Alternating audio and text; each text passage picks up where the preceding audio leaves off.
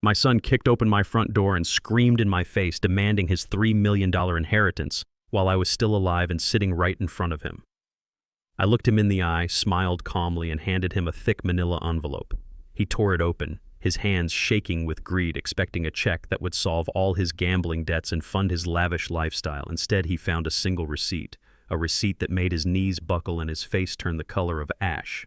Before I tell you what was on that paper and how I destroyed his world in 5 seconds, let me know in the comments where you are watching from. Hit like and subscribe if you have ever had to teach an ungrateful child a lesson they will never forget. My name is Enoch Freeman. I am 68 years old. To the world, and specifically to my son Jerome, I am just a retired mechanic living in a run-down wooden house in a forgotten neighborhood of Atlanta. I have grease under my fingernails and I drive a truck that coughs smoke. What they do not know is that I own the logistics company that moves freight across 3 states. I own the warehouses. I own the land. But I learned a long time ago that silence is power and flashing money only attracts parasites. Unfortunately, I raised one. I was sitting in my favorite leather armchair, the one with the cracked upholstery that molds perfectly to my back. The afternoon sun was slicing through the dust motes, dancing in the air. It was quiet. I cherished the quiet. I was carefully polishing the brass valve of an antique carburetor with a rag dipped in oil. It is meditative work. It requires patience, a steady hand, and respect for how things work. Qualities my son never possessed. The silence did not just break. It was murdered. The front door slammed against the wall with such violence that the family photos on the mantel rattled. The wood frame splintered. I did not jump. I did not look up. I kept my eyes on this brass valve, rubbing a circle of oil into the metal. Jerome stormed in like a hurricane of cheap cologne and bad decisions. He was wearing a suit that cost more than my first car, but it fit him poorly because he lacked the posture of a man who earned it. Behind him was Courtney, his wife. She stepped over the threshold as if she were walking into a sewer. She was wearing white stilettos in a house with pine floorboards that I oiled myself. She wrinkled her nose, waving a hand in front of her face as if the smell of honest work was toxic fumes. "Old man, are you deaf?" Jerome shouted. His voice cracked. It was the sound of desperation masked as arrogance. I continued to polish the valve. 1 circle, 2 circles. Jerome marched over and kicked the coffee table. My cup of black coffee wobbled but did not spill. "I am talking to you," he screamed, looming over me. I finally stopped my hand. I looked up. I saw a 32-year-old man who still looked like the toddler who used to throw tantrums in the candy aisle. But now the tantrum was dangerous. His eyes were bloodshot. He was sweating despite the air conditioning. "Hello, Jerome," I said. My voice was low. Gravel and earth. "Hello, Courtney. You broke my door latch." Courtney let out a sharp, cruel laugh. "The door latch," she mocked. "That is what you are worried about. This whole house is a tear-down Enoch. It smells like gasoline and old people. I do not know how you live like this. It is embarrassing. We did not come here to talk about your garbage house," Jerome interrupted, leaning down until his face was inches from mine. "We came for what is mine." I set the carburetor down on the rag. I wiped my hands slowly, finger by finger. "What is yours?" I asked calmly. "My inheritance." Jerome spat the word out. "The money Mom supposedly left. The money you have been hoarding in those retirement accounts while I am out here trying to build an empire. I know you have it.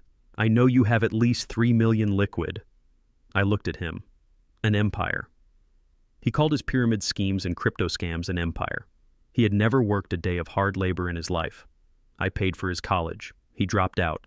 I paid for his first business. He drank it away. "You are not dead yet," Courtney added, crossing her arms. "But you might as well be. Look at you. You sit here in the dark polishing trash. You are useless to society. You are useless to us. Why hold on to the money until you die?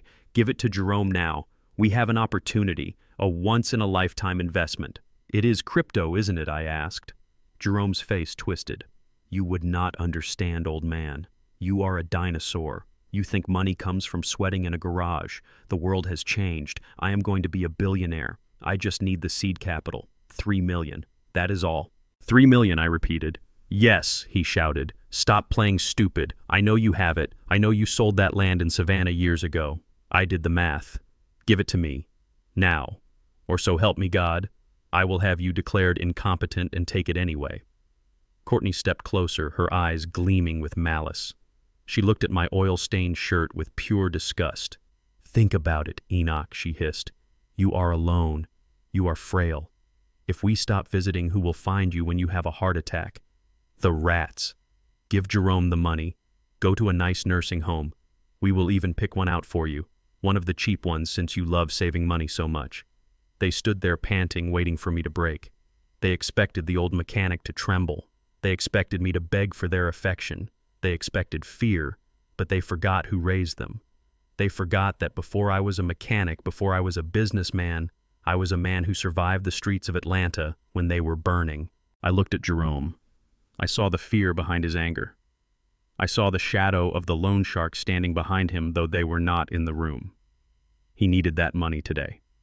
Not for an investment, for his life. I stood up.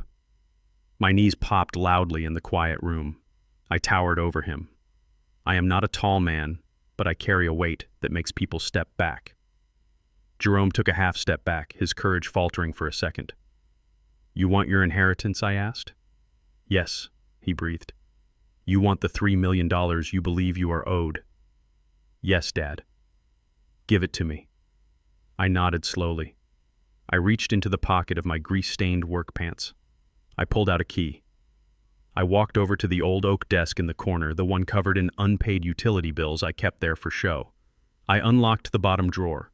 Jerome and Courtney watched me like hungry wolves watching a limping deer. I could hear their breathing. I could smell their greed. It smelled like rot. I pulled out a thick, heavy manila envelope. It was sealed with red tape. I walked back to them and held it out. "Here," I said. Jerome snatched it from my hand so fast he almost gave me a paper cut. He was shaking. He ripped the tape. He tore the top of the envelope. He was expecting a cashier's check. He was expecting the deed to the land. He was expecting his salvation. He reached inside and pulled out a stack of papers. But they were not checks. They were invoices. Old crinkled receipts, police reports, court documents. He froze. He stared at the top paper. "What is this?" he whispered. "Read it," I said. "Read it out loud." His voice trembled. "Fulton County Jail. Bail bond. $50,000. Date November 12th, 2015. "Keep reading," I commanded. He flipped the page. "Settlement agreement. Civil suit. Car accident. $120,000. Date July 4th, 2018. Courtney snatched the papers from him. She flipped through them frantically. There were receipts for private school tuition, receipts for rehab clinics, receipts for lawyers' fees when he got caught holding drugs, receipts for the damage he did to his first apartment. I stepped closer to them. "I kept every receipt, Jerome. Every single time you messed up, and I paid to clean it up. Every time you crashed a car, every time you got arrested, every time you needed a fresh start. I wrote it down. I calculated the inflation. I calculated the interest you would have paid to a bank." I pointed a calloused finger at the bottom of the last page. "Look at the total," I said. Jerome looked. His face went white. He looked like he was going to vomit. $3,100,450, he read. "That is your inheritance," I said, my voice cold as steel. "You spent it already. You spent it staying out of prison. You spent it on cars you wrecked. You spent it on a life you did not earn. I do not owe you a dime, son. You owe me $100,000. But because I am a generous father, I will forgive the balance." Jerome looked up at me. The arrogance was gone, replaced by a pure, unadulterated panic. "But Dad," he stammered, "I need this money. You do not understand. They will kill me." "Then you better get a job," I said. Courtney threw the papers on the floor. "This is a joke," she shrieked. "This is some sick joke.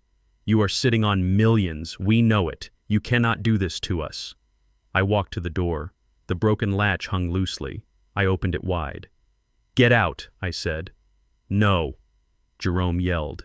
He clenched his fists. "I am not leaving until I get what I came for." I reached behind the door and picked up a heavy iron wrench. I did not raise it. I just held it. It was heavy and cold in my hand. "You got what you came for," I said. "You got the truth. Now get out of my house before I call the sheriff and add a trespassing charge to your tab." Jerome looked at the wrench. He looked at me. He saw that the old man was not bluffing. He saw that the father who had always saved him was gone.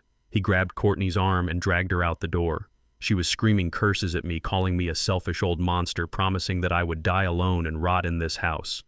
I watched them get into their leased Range Rover. I watched them drive away, tires screeching. I closed the door. I propped a chair under the handle to keep it shut. I went back to my armchair. I picked up the brass valve and the oily rag. My hands were steady. My heart was slow. I knew this was not over. I knew Jerome was desperate. And a desperate man is a dangerous man. But he had made his move. Now it was my turn. And I had prepared for this war for a very long time.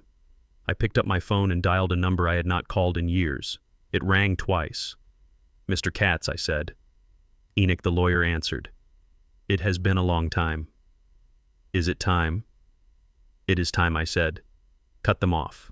Cancel the lease on their apartment. Cancel the car payments. Freeze the credit cards I gave them access to. Initiate Protocol B." "Understood," Katz said. "It begins now." I hung up the phone. I looked at the empty room. I was alone, but I was not lonely. I was ready. The first shot had been fired, but the war for my dignity had just begun. Exactly 1 week passed since I kicked my ungrateful son out of my house. The silence in my home was heavy, but it was peaceful. I went back to my routine. I woke up early. I drank my coffee black. I checked the logistics reports from my company on a secure tablet that I kept hidden under a loose floorboard. I was expecting retaliation. I was expecting a lawsuit.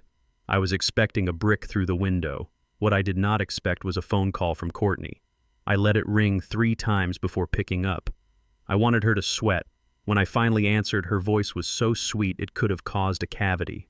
It was a complete transformation from the screeching banshee who had insulted my home just 7 days prior. "Hi, Enoch," she chirped. "I hope I am not disturbing you. Jerome and I have been doing a lot of thinking. We were so wrong. The stress of the debt, the fear it made us act like people we are not. We want to apologize properly." I said nothing. I leaned back in my chair, listening to the desperate rhythm of her breathing. She was lying. I knew it. She knew it. But the game had to be played. She continued when I did not respond. "My parents are in town, Enoch. They flew in from Connecticut this morning. They have heard so much about you, and they are dying to meet the man who raised such a spirited son. We are having a private dinner tonight at our penthouse. Please come. Let us start over. For family." I looked around my dusty living room. Then I thought about the penthouse she mentioned, the one in Midtown with the floor-to-ceiling windows. The one that cost $8,000 a month, the one they claimed they paid for with Jerome's crypto earnings. The truth was I paid for it. I paid for it through a shell company called Atlas Trust. They thought they had won a housing lottery for young entrepreneurs. In reality, their landlord was the father they despised. I had been subsidizing their delusions of grandeur for 2 years, hoping the stability would help Jerome find his footing. Instead, it only fed his ego. "I will be there," I said simply. 7 p.m., she said, clearly relieved. "Dress comfortably. We are family." I hung up. I did not dress comfortably. I went to my closet and pushed aside the flannel shirts and mechanic coveralls. In the back inside a garment bag hung a suit I had not worn in a decade. It was old, yes, but it was bespoke Italian wool cut by a tailor in Naples who dressed kings. It was a remnant of the life I lived before I decided to hide my wealth. I put it on. It was a little tight in the shoulders, but it still fit. I looked in the mirror. I did not see a mechanic. I saw a CEO. I saw a man who had built an empire from dirt. Before I left, I reached into a small box on my dresser. I pulled out a digital voice recorder no bigger than a stick of gum. I slipped it into the inside pocket of the suit jacket. If I was walking into a snake pit, I wanted to make sure I could identify the venom later. I drove my battered truck to the city center. I parked 2 blocks away so the valet would not sneeze at my rust bucket. I walked to the building. The doorman stopped me, looking at my face, then my hands. "Delivery entrance is in the back," he said. I looked at him. I did not raise my voice. "I own Unit 42B, I said, "and I own the building management company that signs your paycheck. Check the list for Freeman." He checked. He turned pale. He opened the door. I rode the elevator up to the penthouse. I stood outside the door. I could hear laughter inside, the clinking of crystal, the sound of people who thought they were better than the world. I took a breath. I tapped the recorder in my pocket to ensure it was on. Then I knocked. Courtney opened the door. She was wearing a dress that probably cost more than my truck. Her smile faltered for a fraction of a second when she saw me, perhaps realizing that the old mechanic cleaned up better than she expected. "Enoch," she exclaimed, pulling me into a stiff, perfume-clouded hug. "You made it. Come in. Come in." I walked into the apartment I paid for. I walked on the Persian rugs I indirectly bought. Jerome was by the bar mixing drinks. He looked nervous. He would not meet my eyes. And sitting on the white leather sofa were Courtney's parents. They were exactly what I expected. The father, Richard, was a large man with a face flushed from years of expensive scotch. He wore a navy blazer with gold buttons. The mother, Patricia, was thin blonde and wore enough diamonds to light up a runway. They looked at me the way a person looks at a zoo animal that has somehow escaped its cage. "Dad." Mom Courtney said, her voice tight. "This is Enoch, Jerome's father." Richard did not stand up. He just extended a hand from the sofa, forcing me to lean down to shake it. His grip was weak like dead fish. "Enoch," he said. "Interesting name.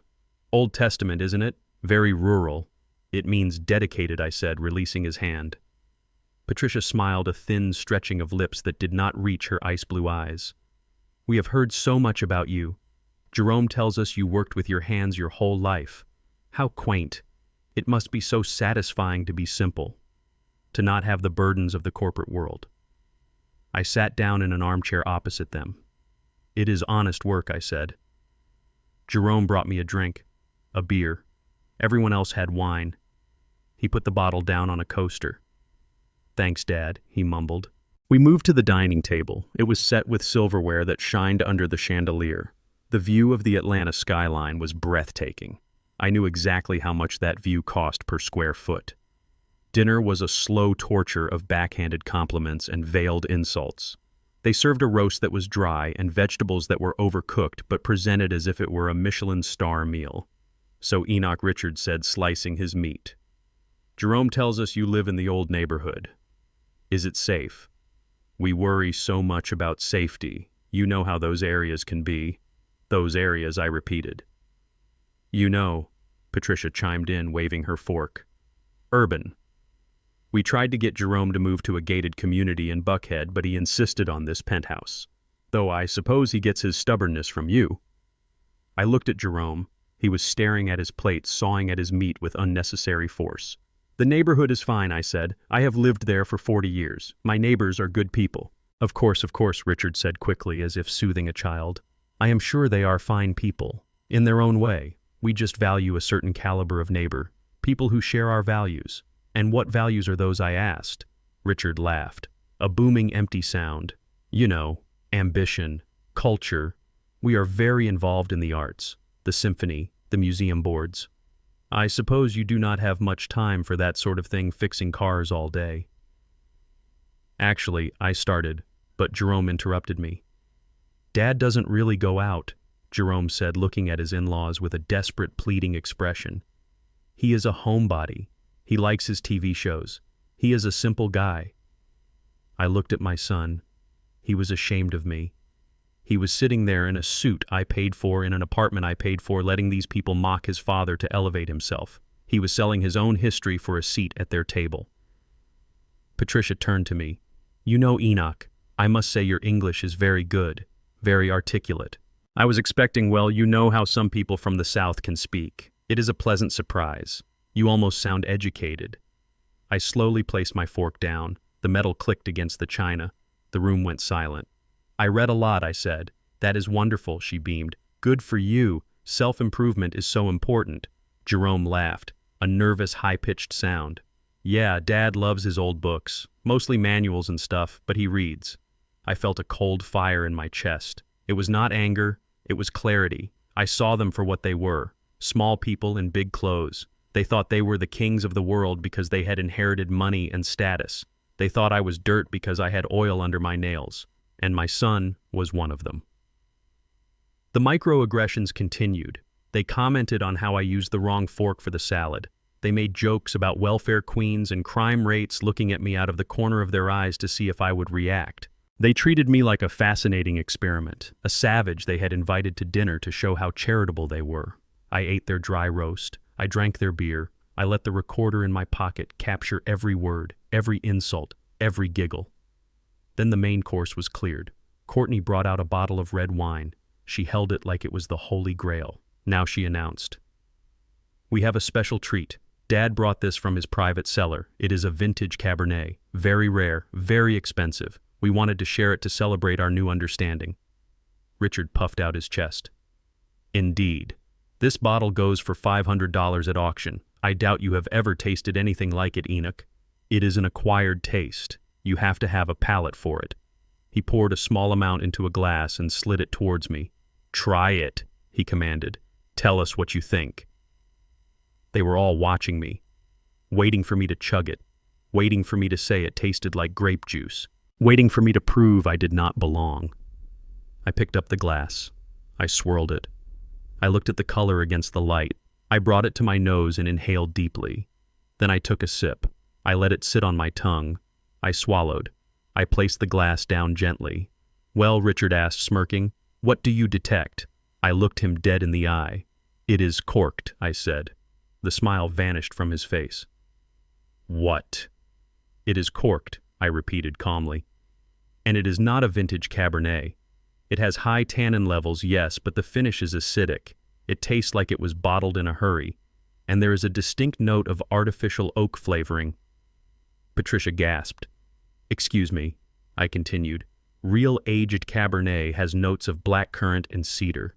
This tastes like sawdust and vinegar. I would guess this is a $20 table wine with a printed label pasted on to look impressive." Richard turned purple. "How dare you? This is a private reserve. It is swill," I said. "And if you paid $500 for it, you are the one who lacks a palate, Richard." Jerome looked terrified. "Dad, stop. You do not know what you are talking about." I ignored him. I reached into my pocket and pulled out a $20 bill. I tossed it on the table. "That should cover the bottle," I said. "And the dry roast." Courtney stood up. Her face was twisted in fury. "You ungrateful old man. We try to be nice to you. We invite you into our home, and you insult us." I stood up too. I buttoned my jacket.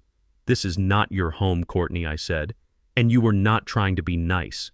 You were trying to put me in my place. But you failed, because you do not know where my place is."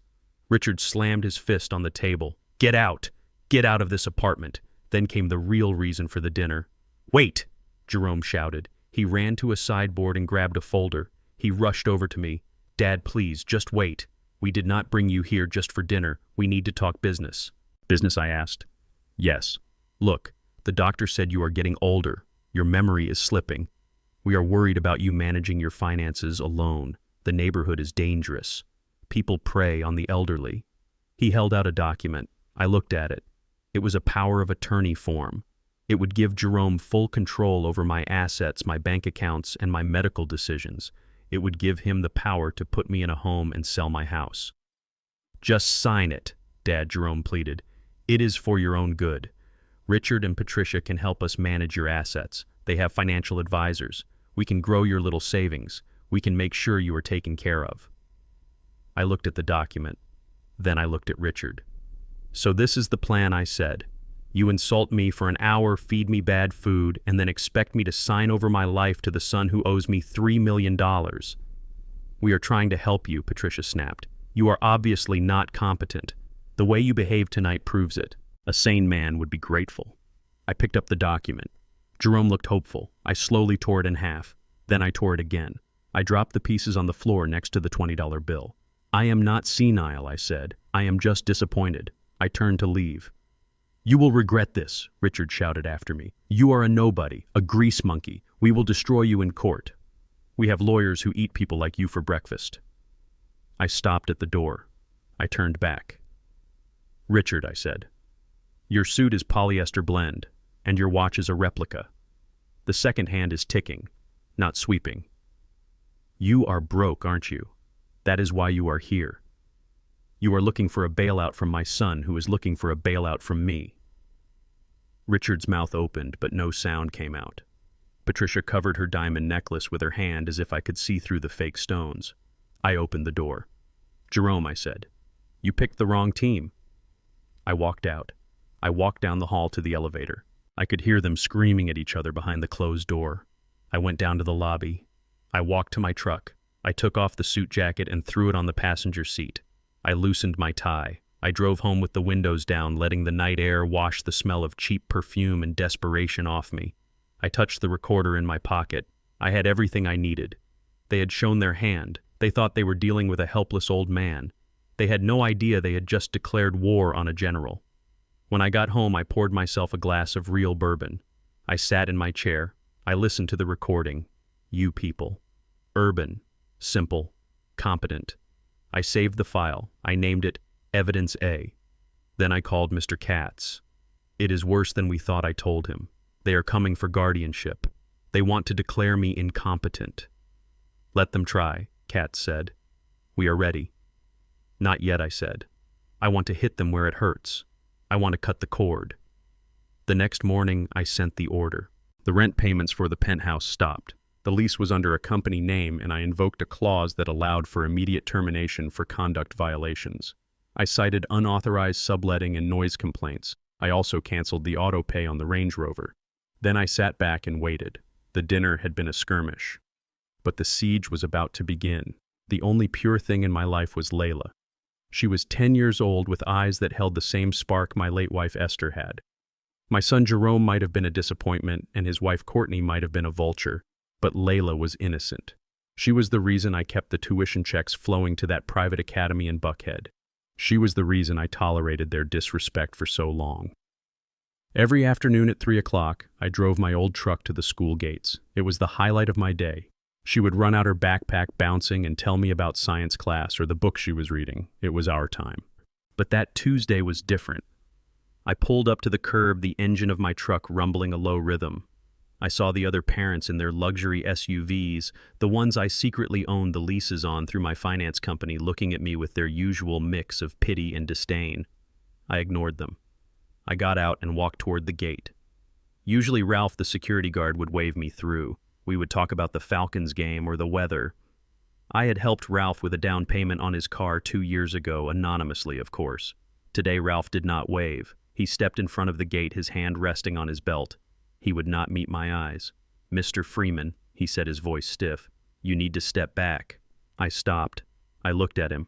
I smiled, thinking it was a joke. "Ralph, it is me," I said. "I am just here for Layla." "I know who you are, sir," he said, "but I cannot let you on the premises. You have been removed from the authorized pickup list." My smile vanished. The air suddenly felt very cold. "Removed?" I asked. "By whom?" "By her father, Jerome Freeman," Ralph said, "and her mother. They filed an emergency update with the administration this morning. They flagged you as a safety risk. A safety risk." The words hit me like a physical blow. I had built this city's logistics network. I commanded fleets of trucks. I had never raised a hand in anger against a child in my life. "I need to speak to the principal," I said, taking a step forward. Ralph put a hand on my chest. "Please do not make this difficult, Enoch. The school resource officer is already watching." I looked past Ralph's shoulder. I saw the officer, a man I did not know, hand on his holster, staring me down like I was a criminal. And then past him, I saw her. Layla was standing by the double doors. She was looking around, searching for my truck. Her face lit up when she saw me. She started to run. "Grandpa," she yelled. She took 2 steps before a teacher grabbed her backpack strap. Layla struggled. She pointed at me. I could see her shouting, but I could not hear the words over the sound of the idling cars. I saw the teacher say something to her. I saw Layla's face crumble. She looked at me, confusion and terror washing over her features. "Let me talk to her," I growled. "Sir, if you do not leave the property immediately, you will be arrested for trespassing," the officer shouted, walking toward us. I stood there gripping the iron bars of the fence. My knuckles turned gray. I watched my granddaughter crying, reaching her hand out toward me through the gaps in the fence. They were dragging her back inside the building. She looked at me like I had abandoned her, like I had broken a promise. Jerome had done this. He knew he could not hurt me with words, so he used the only weapon that could pierce my armor. He used an innocent child. He turned the school I paid for into a fortress against me. I looked at Ralph one last time. "You know this is wrong," I said. "I am just doing my job."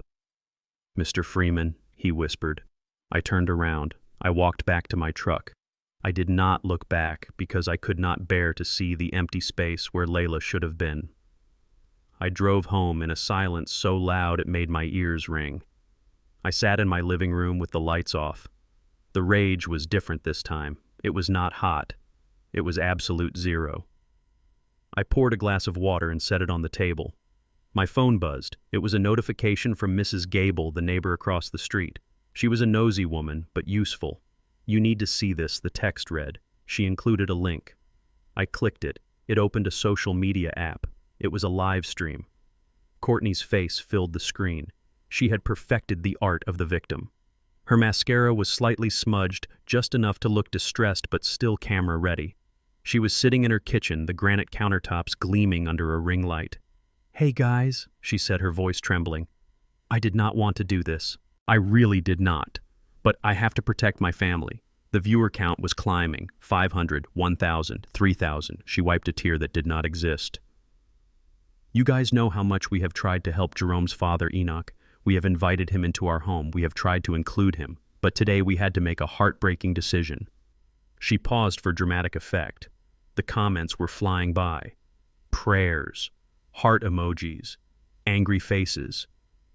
"Enoch is not well," she whispered. "We suspect it is early onset Alzheimer's combined with aggressive tendencies. He has been violent. He has been forgetting who we are. He thinks people are stealing from him. He has hallucinations." My hand tightened around the phone. "Today, he tried to take our daughter Layla from school," she continued. "He was in a rage. He was screaming at the security guards. He had a weapon. Thank God the police were there to stop him. We have had to file a restraining order. It breaks my heart, guys, it really does. But we cannot let him near Layla. He is dangerous. He is a danger to himself and others." The comments section was a cesspool. "Lock him up. Protect the child. He sounds like a monster. Do not let that old man near her." Jerome walked into the frame behind her. He put a hand on her shoulder, looking stoic and brave. "We just want him to get help," Jerome said to the camera. "But he refuses. He would rather live in squalor and attack us than accept our love. We are cutting him off for his own good." They were rewriting history in real time. They were taking my reputation, my dignity, and my sanity and shredding it for an audience of strangers. They were painting a target on my back. If I walked down the street, now people would not see Enoch the mechanic. They would see Enoch the violent lunatic. They were not just attacking me, they were preparing the battlefield. This was the narrative they needed for the guardianship hearing. If the world believed I was crazy and violent, a judge would sign my life over to them without blinking. I watched until the end. I watched them beg for prayers and subtly for donations to help with legal fees to protect their daughter. They were monetizing their betrayal. I turned off the phone. I sat in the darkness. The shadows stretched across the floorboards. They thought they had checkmated me. They thought that by taking Layla and destroying my name, I would crumble. They expected me to show up at their door screaming, proving their lies to be true. But they forgot that I am a man who plays the long game. I picked up my secure phone, the burner I used for high-level business. I dialed a number that bypassed the receptionists and went straight to the private line of Katz, my attorney, and the only man who knew the full extent of my empire. "It rang once," Freeman Katz said. His voice was sharp. "I saw the live stream. Do you want me to sue for defamation?" "No," I said. My voice was calm, unnervingly calm. "A lawsuit takes too long. They want a public fight. They want to drag this out." "Then what are your instructions?" Katz asked. "Initiate the purge," I said. There was a pause on the line. Katz knew what that meant. "We had drafted this protocol years ago, a nuclear option in case of emergency." "Level 1, Katz asked. "All levels," I said. "I want you to cut the cord. Completely. The apartment lease is under the Atlas Trust. Invoke the morality clause. Terminate it immediately. Give them 24 hours to vacate." "Done," Katz said. "The cars," I continued. "The Range Rover and the Porsche. They are leased through the logistics fleet account. Report them as unauthorized use. Have them repossessed. Tonight. Consider it done." "And Katz," I said, looking at the empty spot on the wall where a picture of Jerome used to hang. "Yes, Enoch. The credit cards. The ones I gave them access to under the guise of the family trust. The ones they are using to buy those cameras and ring lights." "Kill them," Katz finished the sentence for me. "Kill them. I confirmed. Mark them as stolen. Flag every transaction from the last 30 days as fraud. Freeze their personal accounts that are linked to the trust for overdraft protection. I want them to wake up tomorrow and find that they cannot buy a pack of gum. It will be scorched earth, Enoch Katz warned. They will be destitute. They stole my granddaughter, I said. They tried to steal my mind. Scorched earth is too kind for them. I want them to know what cold feels like. I hung up the phone. I did not turn on the lights. I sat there listening to the house settle. I thought about Layla's face at the window. I thought about the fear in her eyes. I would get her back, but first I had to break the people holding her hostage. I had to show them that the money they worshipped was not theirs. It was mine, and the tap was officially dry. Tomorrow their world would end, and I would be watching. The sun rose over Midtown Atlanta, reflecting off the glass towers that housed the city's elite. Inside the penthouse that my money paid for, Courtney was preparing for her coronation. It was the annual Influencer Summit, a gathering of people who were famous for being famous. She had spent the last week curating her outfit. It was a white designer jumpsuit that cost $3,000 paired with a handbag that cost $5,000. She looked in the mirror and saw a star. I looked at the security feed on my tablet and saw a woman standing on a trapdoor that was about to open. She started her live stream in the elevator. She held the phone high, finding the perfect angle to show off her cheekbones and the diamond earrings I had unknowingly financed.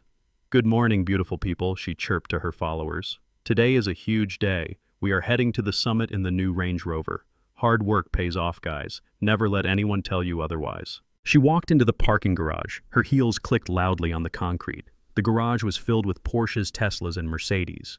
But right in the front, in the reserved spot, sat the black Range Rover Autobiography. It was a beast of a machine. Jerome had begged for it, claiming he needed it to impress crypto investors. I had leased it through the fleet account of Freeman Logistics, my company. To them it was a gift. To me it was a company asset. And assets can be liquidated. Courtney walked up to the driver's side door. She smiled at her phone camera. She pressed the unlock button on her key fob. Nothing happened. She frowned. She pressed it again. Harder. The lights did not flash. The mirrors did not unfold. The door handle did not pop out. The car sat there, a $100,000 paperweight. She laughed nervously at the camera. "Technology, right, guys? 1 second." She pressed the button repeatedly. She pulled the handle. Locked. She walked around this car, tapping the fob against the glass. She looked inside. The dashboard was dark. The security light was not blinking. It was dead. "What is going on?" she muttered, her smile vanishing. She did not know that at 6 a.m. I had contacted the Fleet Management Service. I had reported the vehicle as compromised. They had sent a remote signal to the onboard computer. The engine was immobilized. The doors were dead-bolted. The ignition was encrypted. It was not a car anymore. It was a brick of steel and leather. Courtney started to panic. She had 5,000 people watching her fail to open her own car. She kicked the tire. She screamed at the window. She called Jerome, but he was still asleep, hungover from the stress of the previous night. She was trapped in the garage in her white jumpsuit with a dead phone signal and a dead car. And then she heard the sound of a heavy diesel engine echoing off the concrete walls. A massive flatbed tow truck rumbled around the corner. It was not a polite roadside assistance vehicle. It was a repo truck. It was bright yellow, dirty, and loud. The air brakes hissed as it backed up, blocking the exit ramp. The reverse beeping noise was deafening in the enclosed space. Courtney lowered her phone, but she forgot to end the stream. Her followers were watching as a man in a greasy orange vest hopped out of the cab. He held a clipboard. He did not look like he cared about influencers. He looked like he had a job to do and he wanted to get it done before lunch.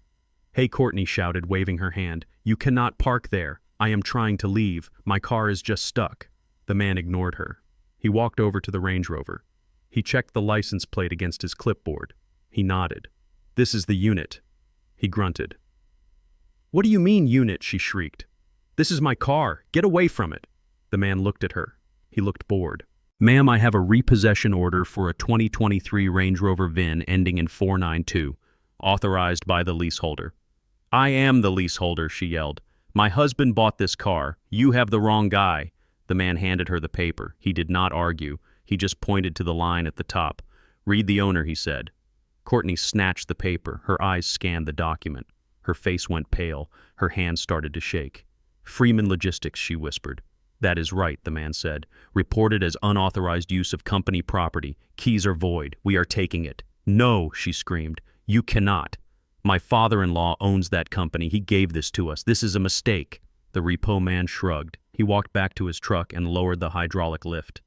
The metal scraped against the floor, a screeching sound that made Courtney flinch.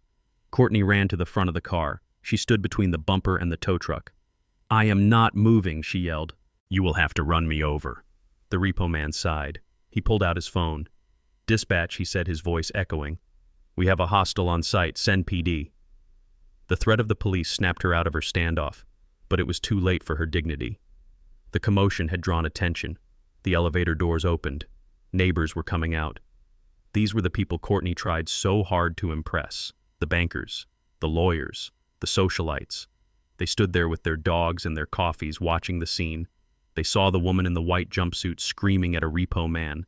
They saw the tow truck hooking up the chains to the axle of the luxury car. "Is that Courtney?" someone whispered. "I thought they owned that car." "Guess the crypto market crashed," someone else laughed. Phones came out. They were not watching her live stream. They were recording their own content. The hashtag Repo Queen was trending in Buckhead before the car even hit the flatbed. Courtney tried to hide her face, but there was nowhere to go. She watched as the truck winched the Range Rover up the ramp. The suspension groaned. The tires squealed. It was a violent, ugly process. "Wait!" she begged, running alongside the truck as it began to pull away. "My purse is inside, my laptop, my makeup. You can pick them up at the impound lot in DeKalb," the driver shouted over the engine roar. "Bring proof of ownership." The truck rumbled up the ramp and into the daylight. Courtney was left standing in an empty parking spot. There was a puddle of oil on the ground where the truck had been. Her white jumpsuit was splattered with dirty water from the tires. Her followers were spamming the chat with laughing emojis. Her neighbors were whispering and pointing. She stood there, stripped of her armor, exposed as a fraud. She let out a scream of pure frustration that echoed through the garage, but no one came to help. They just watched. I was sitting on the bank of the Chattahoochee River. The water was calm, reflecting the gray sky. I had my fishing line in the water, but I did not have any bait on the hook. I was not there to catch fish. I was there to catch my breath. My phone buzzed on the cooler beside me. It was Jerome. I picked it up slowly. I did not say hello. I just listened. "Dad, what is happening?" Jerome screamed. His voice was high and thin. "Courtney just called me. She is hysterical. They took the car. They took the Rover. They said you reported it stolen. I watched a leaf float down the river." "I did not report it stolen, Jerome," I said calmly. "I reported it as a recalled asset." "Recalled?" he shouted. "What does that mean?" "It means the company is undergoing a restructuring," I said. "I am liquidating non-essential assets. And a $100,000 SUV being driven by an unemployed man and his influencer wife is the definition of non-essential." "You cannot do this," he stammered. "We have a lease. We have an agreement. You have a handshake with a father who thought his son was worth the investment," I corrected. "That father is retired. The new CEO is cutting costs. But Courtney," he whined, "she is stranded. She has an event. She is in the middle of Midtown in high heels. How is she supposed to get there?" I reeled in my line a few inches. The ratchet clicked softly. "She has legs, Jerome," I said. "Walking builds character, or she can take the bus. I hear the transit system is very reliable." "Dad, stop this," he pleaded. "People are watching. The neighbors are filming. This is humiliating." "Is it?" I asked. "Is it more humiliating than demanding money from your father? Is it more humiliating than trying to put me in a home?" I waited for an answer. All I heard was his ragged breathing. "The car is gone, son," I said. "And by the way, the apartment lease is next. I suggest you start packing boxes." I hung up the phone. I turned it off and tossed it onto the passenger seat of my truck. I picked up my fishing rod. The river flowed on indifferent to the chaos I had unleashed. I took a deep breath of the fresh, clean air. It tasted like justice. Back in the city, Courtney was walking. She was walking on the cracked sidewalk of Peachtree Street. Her feet were blistered. Her white jumpsuit was stained with sweat. People honked at her. She looked like a runway model who had fallen off the stage and landed in the gutter. She was learning the first lesson of her new life. The ride is over. I sat in the dark of my living room listening to the hum of the surveillance server I had installed in the basement. My son thought he was hiding in that apartment I was about to evict him from, But he forgot that I owned the building management company. I had access to the security feeds in the hallway and the audio sensors in the smoke detectors. I was not invading his privacy. I was monitoring my investment. And my investment was failing. I heard the phone ring in their apartment. It was on speaker. The voice on the other end was not polite. It was a man named Marcus, a loan shark who operated out of a strip club in Decatur. "You have 24 hours, Jerome," the voice growled. "My boss does not care about your inheritance problems. He cares about his $300,000. Pay up or we start taking fingers." The line went dead. I watched the feed. Jerome was pacing the living room like a trapped rat. He was sweating. He looked at Courtney. She was sitting on the floor, surrounded by moving boxes, her face a mask of cold calculation. They were desperate, and desperation breeds creativity of the worst kind. "We need a big play," Courtney said. Her voice was flat. No emotion, no fear, just strategy. The old man cut the cards. He took the car. "He is not going to give us cash unless it is a matter of life and death." Jerome stopped pacing. "What do you mean, life and death?"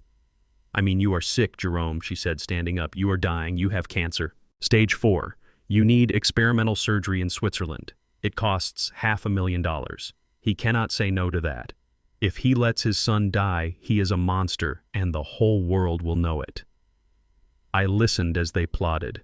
It was the most disgusting performance I had ever witnessed. Courtney went into the bathroom and came out with a pair of electric clippers. She sat Jerome down in a kitchen chair. "We have to sell it," she said. She turned on the clippers. The buzzing sound was loud on the audio feed.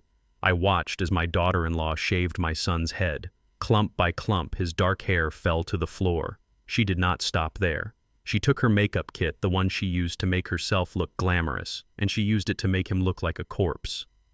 She contoured his cheekbones to make them look hollow. She put dark circles under his eyes. She used a pale foundation to drain the life from his skin. Jerome looked in the mirror.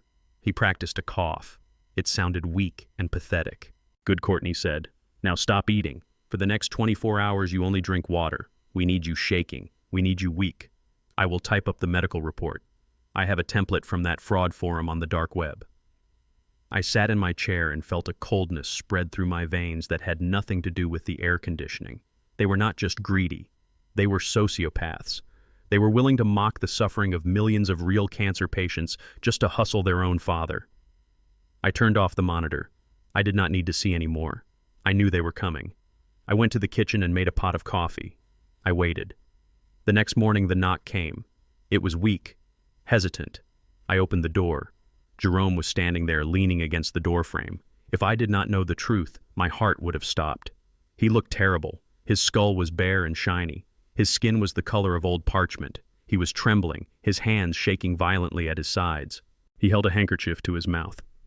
"Dad," he rasped, "can I come in?" I stepped aside. My face was a mask of concern. I had to be a better actor than he was. "My God, Jerome," I said, my voice full of shock. "What happened to you? You look like death." He stumbled into the living room and collapsed onto the sofa. He coughed a deep, rattling sound that shook his whole body. He pulled the handkerchief away and I saw red stains. It was food coloring and corn syrup. I could smell the sugar. "It is bad, Dad," he whispered. "I did not want to tell you. I wanted to handle it myself. But I ran out of time." He reached into his jacket pocket and pulled out a crumpled file folder. He handed it to me with a shaking hand. I opened it. It was a masterpiece of forgery. The letterhead belonged to a prestigious oncology center in Houston. The diagnosis was complex. Pancreatic adenocarcinoma, stage 4, immediate intervention required. The cost estimate was attached. $500,000 for a specialized procedure in Zurich. I read the papers slowly. I looked at the signature at the bottom. Dr. Rufus Johnson, M.D. I looked up at Jerome. Tears were streaming down his face. They were real tears, but they were tears of fear for the loan sharks, not fear of death. "I do not want to die, Dad," he sobbed. "I know I have been a bad son. I know I messed up with the money. But please, I am scared. Courtney is scared. This is my only chance." He slid off the sofa and fell to his knees. He grabbed my hand. His grip was clammy. "Help me," he begged. "Please." I will sign whatever you want. I will give up the inheritance. Just save my life. I need the money today. The clinic needs the deposit to book the flight and the surgery. I looked down at him. I saw the makeup caked in the creases of his neck. I saw the desperation of a man who had dug a grave so deep he could only see darkness. He was begging for his life, but not because of cancer. He was begging because Marcus the loan shark was checking his watch. I let a single tear roll down my cheek. I squeezed his hand. "My poor boy," I said softly. "My poor foolish boy. Why did you wait so long to tell me?" "I was ashamed," he cried. "Stand up, Jerome," I said. I pulled him to his feet. I looked him in the eye. "You are my son," I said. "I will not let you die. Money is just paper. Your life is everything." Hope flooded his eyes. He thought he had won. He thought the old man had finally cracked. "Thank you, Dad," he breathed. "Thank you. Can we go to the bank?" I shook my head. "No bank, Jerome. Not yet." His face fell. "What do you mean?" "We need to hurry. We are going to get a second opinion," I said firmly. "No," he shouted too quickly. Then he coughed to cover his mistake. "No, Dad, there is no time. The doctors in Houston said I have days. We have to wire the money now." I put my hands on his shoulders. "Jerome, listen to me," I said. "I am not sending my son to a foreign country to be cut open by strangers without verification. I have connections. I have a very dear friend who is the best specialist in the state. I already called him while you were in the bathroom. He is waiting for us." "But Dad," Jerome stammered. "No buts," I commanded. "If this Dr. Johnson says you need the surgery, I will write the check right there in his office. I will charter a private jet. I will go with you, but I need to hear it from him." Jerome looked trapped. He could not say no without blowing his cover. He had to play along. He nodded weakly. "Okay, Dad, but we have to be fast." I grabbed my car keys. "Let us go," I said. I led him to my truck. He climbed into the passenger seat, looking small and frail in his oversized clothes. I drove. I did not drive fast. I drove with the steady pace of a man who knows exactly where he is going.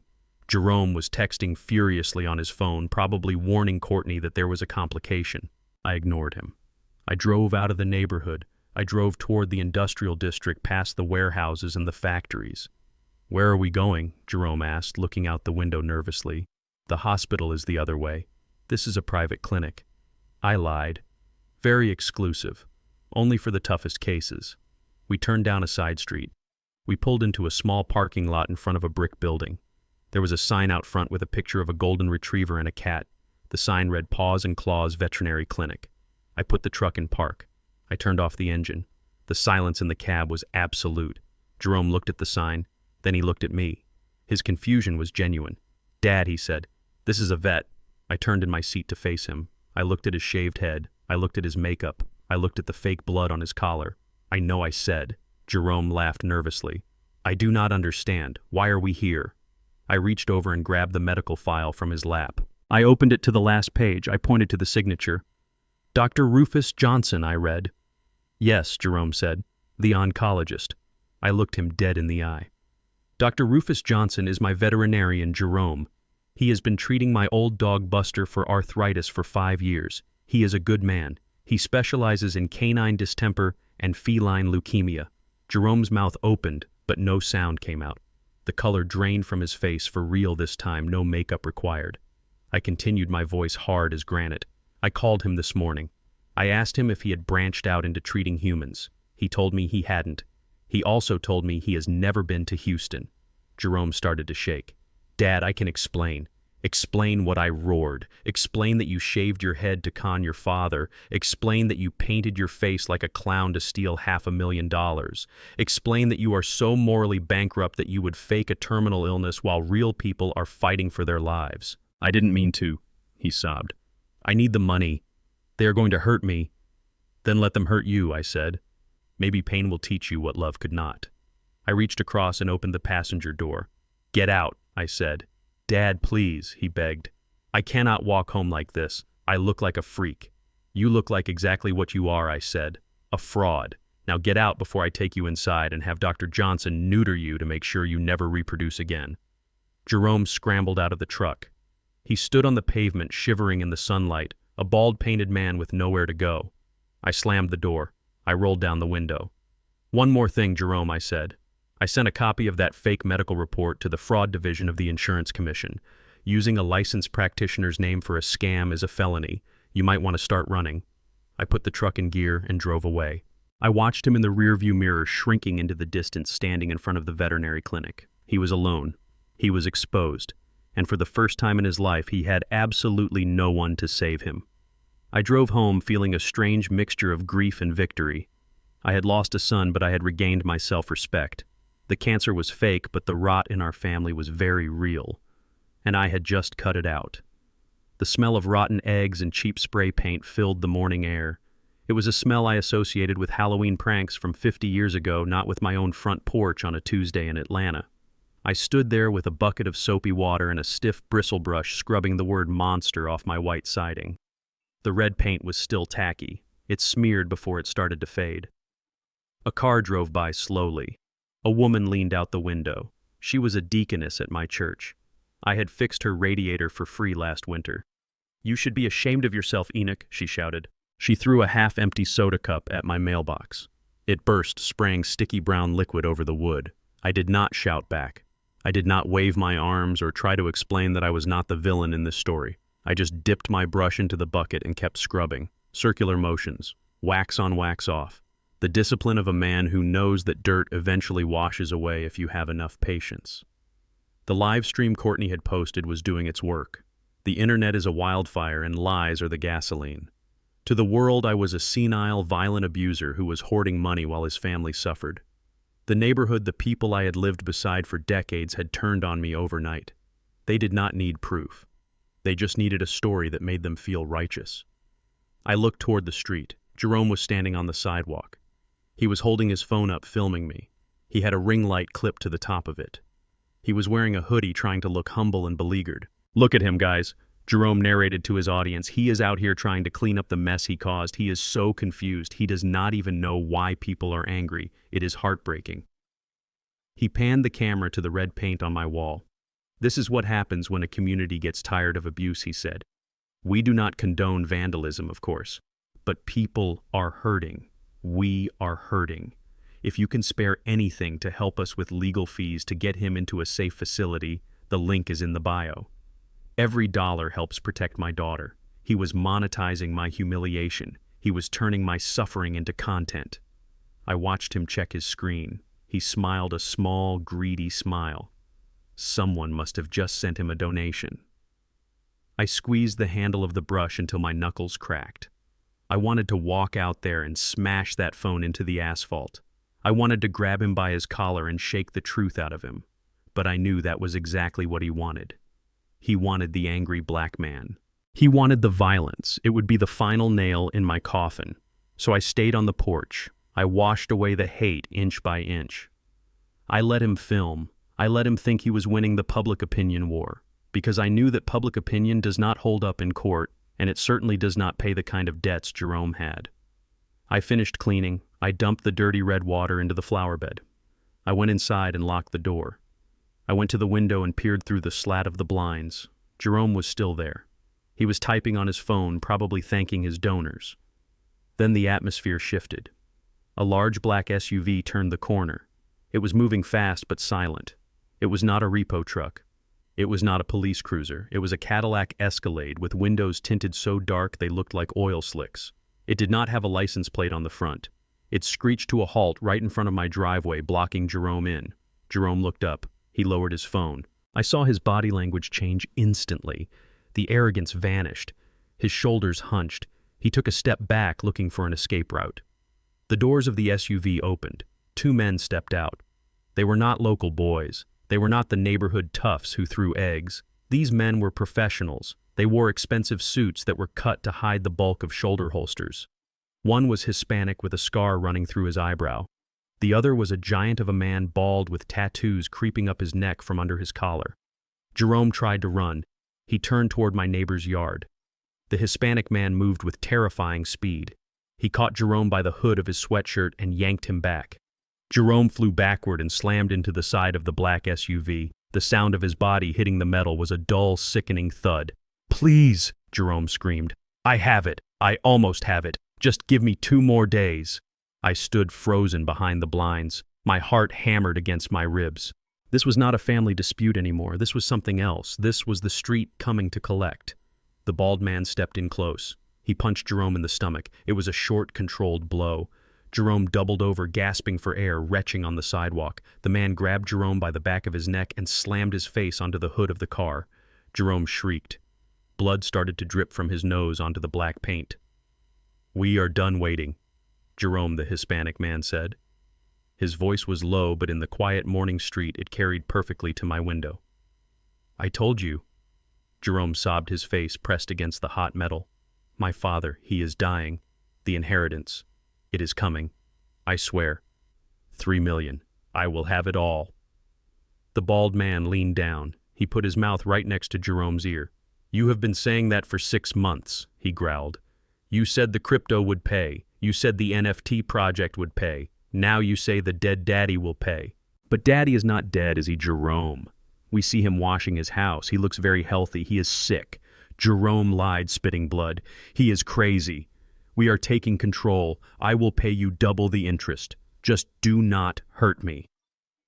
The Hispanic man grabbed Jerome's hand. He splayed Jerome's fingers out on the hood of the car. He pulled a switchblade from his pocket. The blade snapped open with a click that echoed like a gunshot. He pressed the blade against Jerome's pinky finger.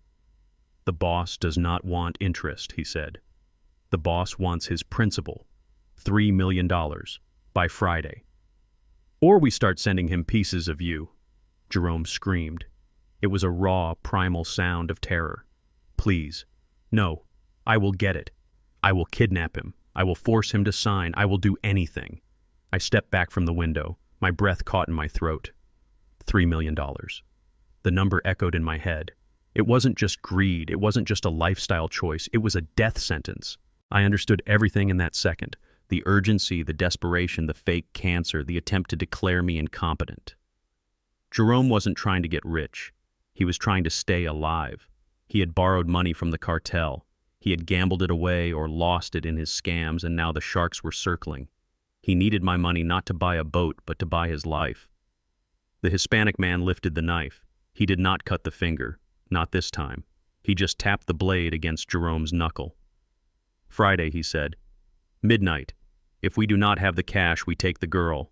"No," Jerome yelled. "Not Layla. Leave her out of this."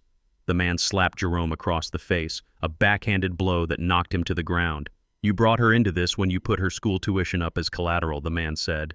I felt the room spin. He had used Layla. He had used my granddaughter as collateral for a drug debt. The two men got back into the SUV. The engine roared. They drove away, leaving Jerome curled in a fetal position on the sidewalk, bleeding and weeping in the dirt. I stared at my son. I should have felt pity.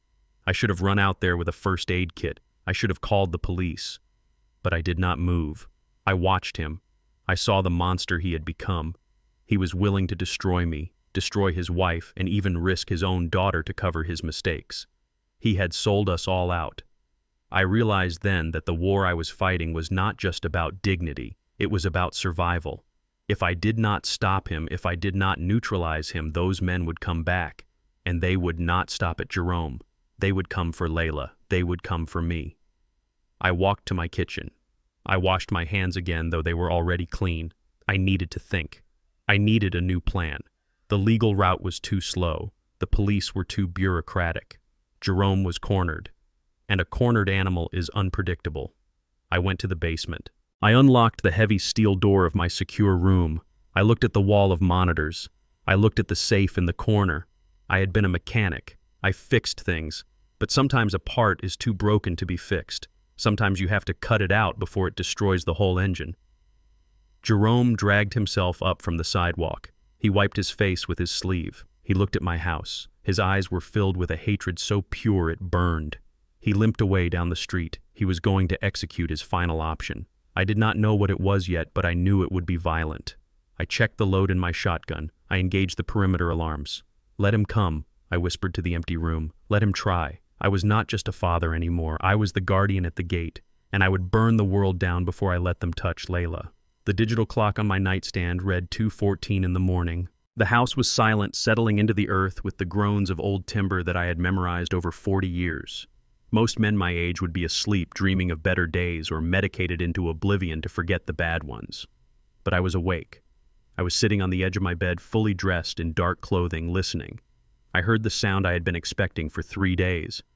It was not a loud crash. It was the subtle, high-pitched whine of a glass cutter scoring the window pane in the kitchen.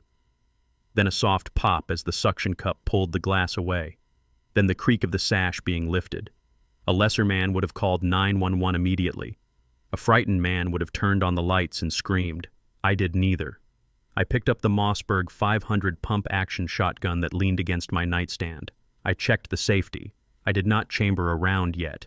The sound of a shotgun racking is a psychological weapon, and I wanted to save it for the right moment. I moved into the hallway. I did not walk. I flowed. Decades ago, before I built my logistics empire, before I was a mechanic, I served in a unit that specialized in moving through hostile territory without leaving a footprint. My joints were stiff with age, but my muscle memory was intact. I merged with the shadows in the corner of the living room, a ghost in my own home. 2 beams of light cut through the darkness. Flashlights. They swept across the floor, illuminating the dust motes. Behind the lights were 2 figures dressed in black hoodies. They looked ridiculous, like children playing cat burglar. I watched them. I watched my son Jerome trip over the rug he had walked on for his entire childhood. I watched Courtney, my daughter-in-law, hiss at him to be quiet, her voice sharp and venomous even in a whisper. They were arguing. "Do not break anything," Jerome whispered, his voice trembling. "If he wakes up, we are dead." "He sleeps like a corpse," Courtney snapped back. "Just find the safe. The loan shark said he needs the money by tomorrow or he takes a finger. Stop shaking and move." They were not here to visit. They were not here to apologize. They were here to rob me. They were here to violate the sanctity of the home that had sheltered them. I watched them move toward the master bedroom. Jerome was sweating. I could smell it, the sour metallic stench of fear. Courtney smelled of expensive perfume and entitlement. I followed them. I stayed 10 feet back, placing my feet carefully on the floorboards I knew would not squeak. It was a tragic parade, a father stalking his son in the dark. I could have stopped them then. I could have turned on the lights and ended it. But I needed to see how far they would go. I needed to know if there was any bottom to their depravity. They entered my bedroom. The beam of their flashlights danced over the bed. It was empty. The sheets were made. "He is not here," Jerome whispered, panic rising in his voice. "Where is he?" "Who cares?" Courtney said. "Maybe he is in the bathroom. Maybe he died in the living room. Just find the wall safe. You said it was behind the painting." I stood in the doorway unseen, merging with the darkness of the hall. I watched them approach the painting of my late wife, Esther. It was a beautiful portrait painted from a photograph taken on our honeymoon. Jerome grabbed the frame. He did not lift it gently. He ripped it off the wall and threw it onto the bed face down. That action hurt more than the robbery. That was my wife, his mother, and he treated her image like trash to get to the cold steel behind it. "There it is," Courtney said. Her voice was full of greed. They stared at the gray metal door of the wall safe. It was an old model, heavy and imposing. I had installed it 20 years ago. They thought it held cash. They thought it held gold bars or bearer bonds. They thought it held their salvation. Jerome pulled a heavy drill from his bag. It was a high-powered, diamond-tipped drill, the kind used for industrial work. He must have stolen it or bought it with the last of his credit. He pressed it against the lock mechanism. "Hurry up," Courtney hissed. Jerome leaned his weight into the drill. The sound was a low, grinding noise, muffled by the heavy steel, but in the silence of the night it sounded like a scream. I watched the sparks fly. I watched the desperation in his shoulders. He was working hard for the first time in his life, but he was working to steal, not to build. It took them 10 minutes. 10 minutes of grinding, sweating, and cursing. I stood there the entire time, my finger resting on the trigger guard of the shotgun, my heart turning into a stone in my chest. Finally, there was a loud crack. The locking mechanism gave way. "Got it!" Jerome gasped. He dropped the drill on the floor. It clattered loudly. "Open it," Courtney commanded. Jerome reached out. His hand was shaking so badly he could barely grip the handle. He pulled. The heavy steel door swung open with a groan of dry hinges. Courtney shined her flashlight into the dark cavity of the safe. They leaned in their heads, bumping together, expecting to see stacks of $100 bills. They expected to see the $3 million they felt entitled to. There was a moment of silence. Absolute crushing silence. Then Courtney let out a sound that was half scream, half sob. "What is this?" she shrieked. Jerome reached into the safe. He pulled out the only object inside. It was not money. It was not gold. It was a small framed ultrasound picture.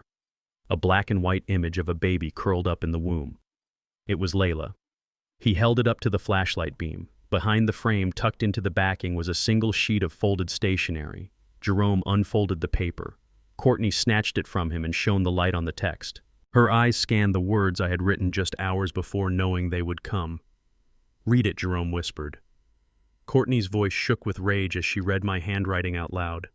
The note said simply, "You are looking for treasure in a box of steel, but the greatest asset, the only wealth that matters, you left crying at the school gate.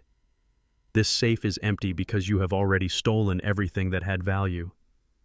Courtney crumpled the paper and threw it at the open safe. He knew she screamed. He knew we were coming. That sick old man playing games with us.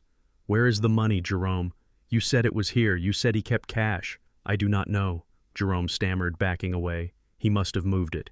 "He is crazy."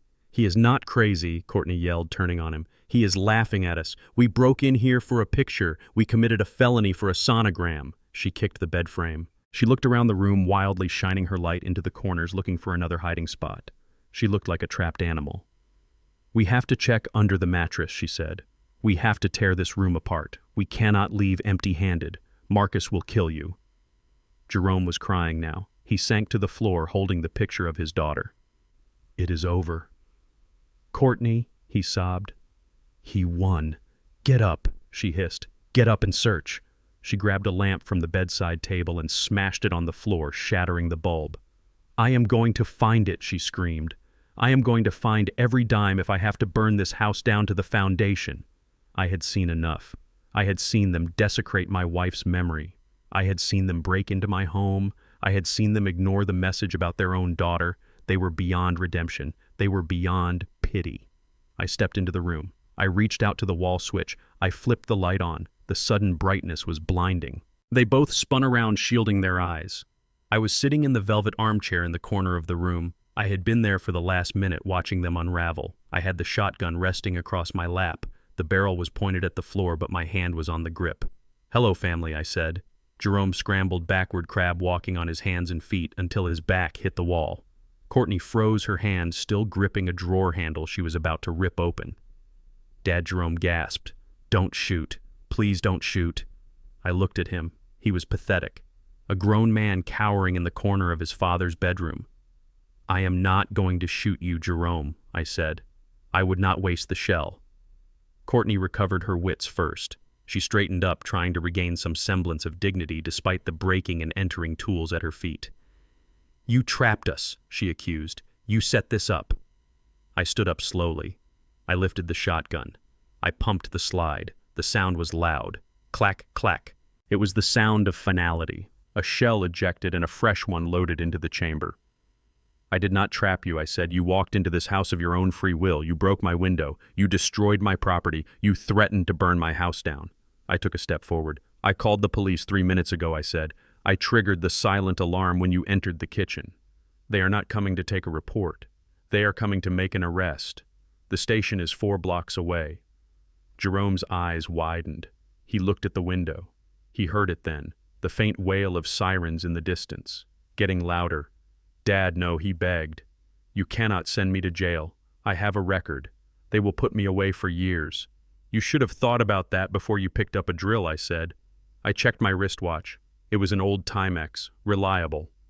"You have 10 seconds, I said. "What?" Courtney asked. 10 seconds, I repeated, before the first cruiser turns onto this street. "If you are here when they walk through that door, I will press charges for burglary, vandalism, and conspiracy. And I have the security footage to prove it." The sirens were louder now. "Whoop, whoop." 10, I counted. Jerome scrambled to his feet. He looked at Courtney. "Run!" he screamed. 9. Courtney hesitated. She looked at the safe one last time as if hoping the money would magically appear. 8. I raised the shotgun barrel slightly. Not at them. Just enough to show them the dark hole at the end. 7. They broke. They ran.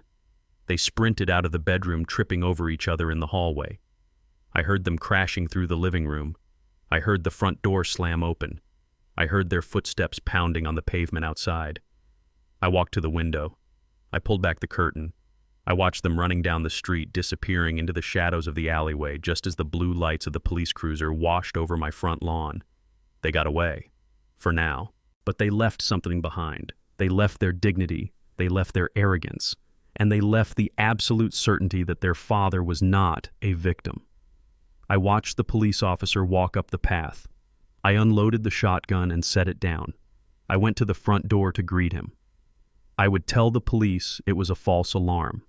I would tell them I heard a noise, but it was nothing. I did not want them arrested tonight, not yet. Jail was too safe for them. I wanted them out on the street. I wanted them dealing with Marcus the loan shark. I wanted them to feel the cold wind of the world without my protection. They had 10 seconds to run. But they could not run from what was coming next. The real punishment was just beginning. The silence after the break-in did not last long. My son Jerome was desperate, and desperate men do not retreat. They escalate. He knew he could not crack my safe. He knew he could not intimidate me with physical violence. So he decided to attack the one thing I could not defend with a shotgun.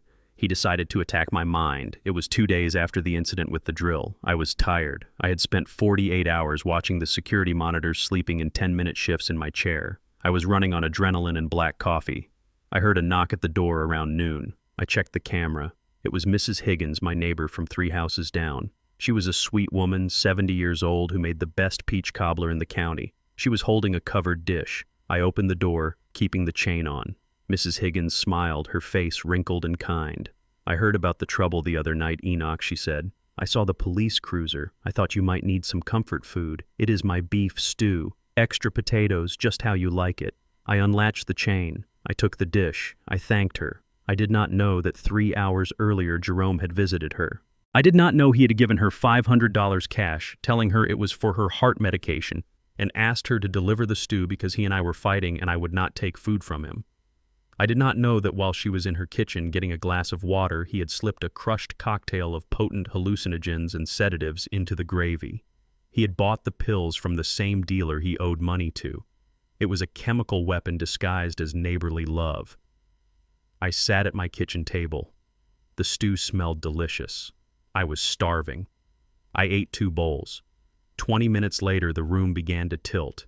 It started with the sound of the refrigerator hum. It got louder and louder until it sounded like a jet engine taking off in my kitchen. Then the colors started to bleed. The yellow walls turned a sickly green. The floorboards began to ripple like water. I tried to stand up, but my legs felt like they were made of lead. I stumbled. I grabbed the table, but my hand passed right through it, or so my drugged brain thought. I fell to the floor. The ceiling fan was spinning, but it wasn't a fan anymore. It was a giant eye staring down at me. I tried to crawl to my phone. I needed to call Cats. I needed to call for help, but the phone turned into a snake. It coiled around my wrist, biting me. I screamed. The hallucinations became violent. I saw men coming through the windows, shadow men with knives. They looked like the loan sharks. They looked like Jerome. I grabbed a heavy brass lamp from the side table. I swung it at the shadows. I smashed a window. I overturned the coffee table. I was fighting for my life against ghosts. I did not know I was screaming at the top of my lungs. I did not know I was destroying the home I loved. I only knew that I was under attack and I had to defend myself. Then the front door burst open. It was not the shadow men, it was the police, and behind them were the paramedics. And behind them, standing in the doorway with a look of pure manufactured grief, was Jerome. I swung the lamp at the first officer. I saw him as a demon. He dodged. "He is having an episode," Jerome shouted. "Grab him before he hurts himself." 2 officers tackled me. I fought with the strength of a man who believes he is about to be murdered. I kicked. I bit. I roared. But the drugs had weakened me. They pinned me to the floor. I felt the cold steel of handcuffs ratcheting tight around my wrists. They dragged me up. I looked at Jerome. The room was still spinning, but his face was clear. He was crying, but his eyes were dry.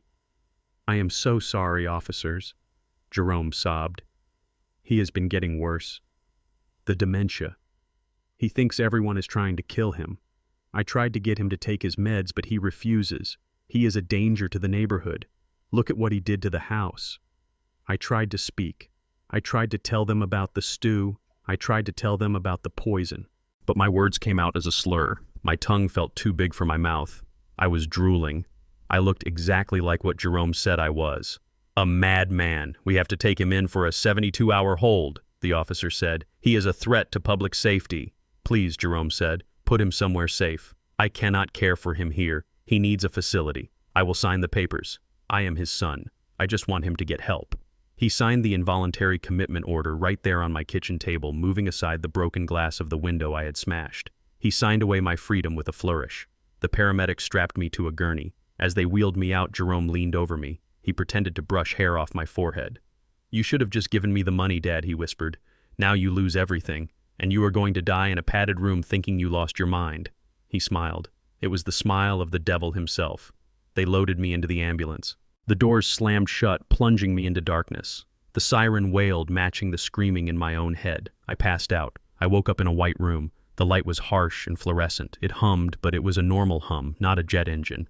My head felt like it had been split open with an axe. My mouth tasted like copper and ash. I tried to move my hands. I couldn't. My wrists were strapped to the metal rails of the hospital bed with thick leather restraints. My ankles were bound too. I was helpless. Panic surged in my chest. I pulled against the straps. The leather creaked. Mr. Freeman, a voice said, "Calm down. You are safe." I turned my head. A man in a white coat was standing by the bed. He was tall, with graying hair and glasses. He was holding a clipboard. He looked at me not with the condescension of a doctor treating a lunatic, but with the sharp focus of a professional. I blinked, trying to clear the fog from my vision. I recognized him. Dr. Vance, I rasped. My throat was dry as sandpaper. Dr. Vance put a finger to his lips. He walked over to the door and closed it firmly. He checked the small window to make sure no one was watching. Then he walked back to my bedside. He reached into his pocket and pulled out a key. He unlocked the restraint on my right hand, then my left. Katz called me, Dr. Vance whispered. He triggered the medical protocol the moment the police scanner picked up the disturbance at your address. I intercepted your admission paperwork. I am the chief of psychiatry here. You are under my care now.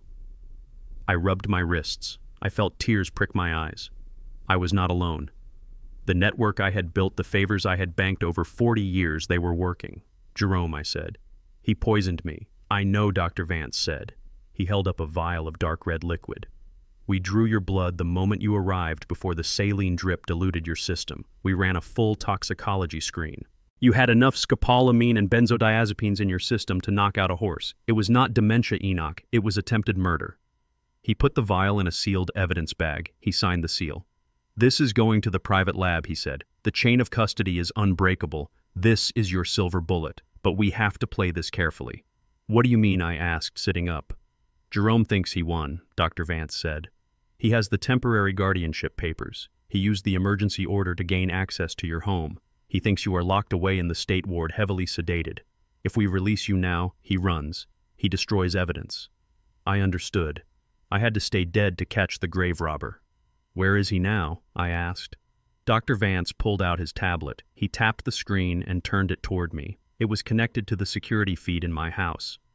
The feed Jerome thought he had disabled, but which ran on a redundant backup system he knew nothing about. I watched the screen. Jerome and Courtney were in my living room. They were drinking champagne. They were laughing. They had pushed my favorite armchair into the corner and replaced it with a white modern sofa they must have rented or bought on credit. Courtney was walking around the room touching things. She picked up the brass carburetor I had been polishing. She made a face of disgust and threw it in the trash can. It is finally ours, she said. The old bastard is gone. Jerome took a sip of his drink. He kicked a piece of the broken lamp I had smashed. We need to find the deeds, he said. He has land. I know he has land. We tear this place apart until we find the paperwork. Then we sell it all. The house, the lot, everything. I watched them desecrate my home. I watched them celebrate my incarceration. They were like vultures picking at a carcass before the heart had even stopped beating. Can I leave? I asked Dr. Vance. Not yet, he said. You need to recover. The drugs took a toll on your heart. You need 24 hours of observation. Besides, Katz is preparing the legal injunction. We need to let them commit the crime fully. We need to let them sell something or sign a document they have no right to sign. That upgrades the charge from attempted fraud to grand larceny. So, I have to wait, I said, lying back against the pillow. You have to wait. Dr. Vance agreed. But you are not helpless. You have a front row seat to their destruction. He handed me the tablet. Watch them, Enoch. Let your anger keep you alive. I took the tablet. I watched Jerome open my desk drawers. I watched him dump my papers on the floor. I watched him searching for a fortune that I had moved to an offshore trust 10 years ago. He was looking for gold in a coal mine. I lay in the hospital bed, the straps hanging loose at my sides. I was a prisoner by choice now. I watched my son destroy my house, and with every item he broke, he added another year to his prison sentence. Enjoy the champagne, Jerome, I whispered to the screen. It is the last drink you will ever have as a free man. I closed my eyes and let the residual drugs pull me into sleep. But it was not a nightmare this time. It was a dream of justice. And when I woke up, I would bring the hammer down.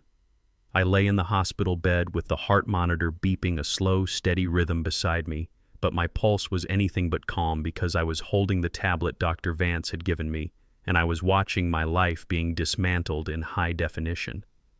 The security feed from my living room was crisp and clear, showing a scene that made my stomach churn with a mixture of rage and sorrow. Jerome and Courtney were celebrating.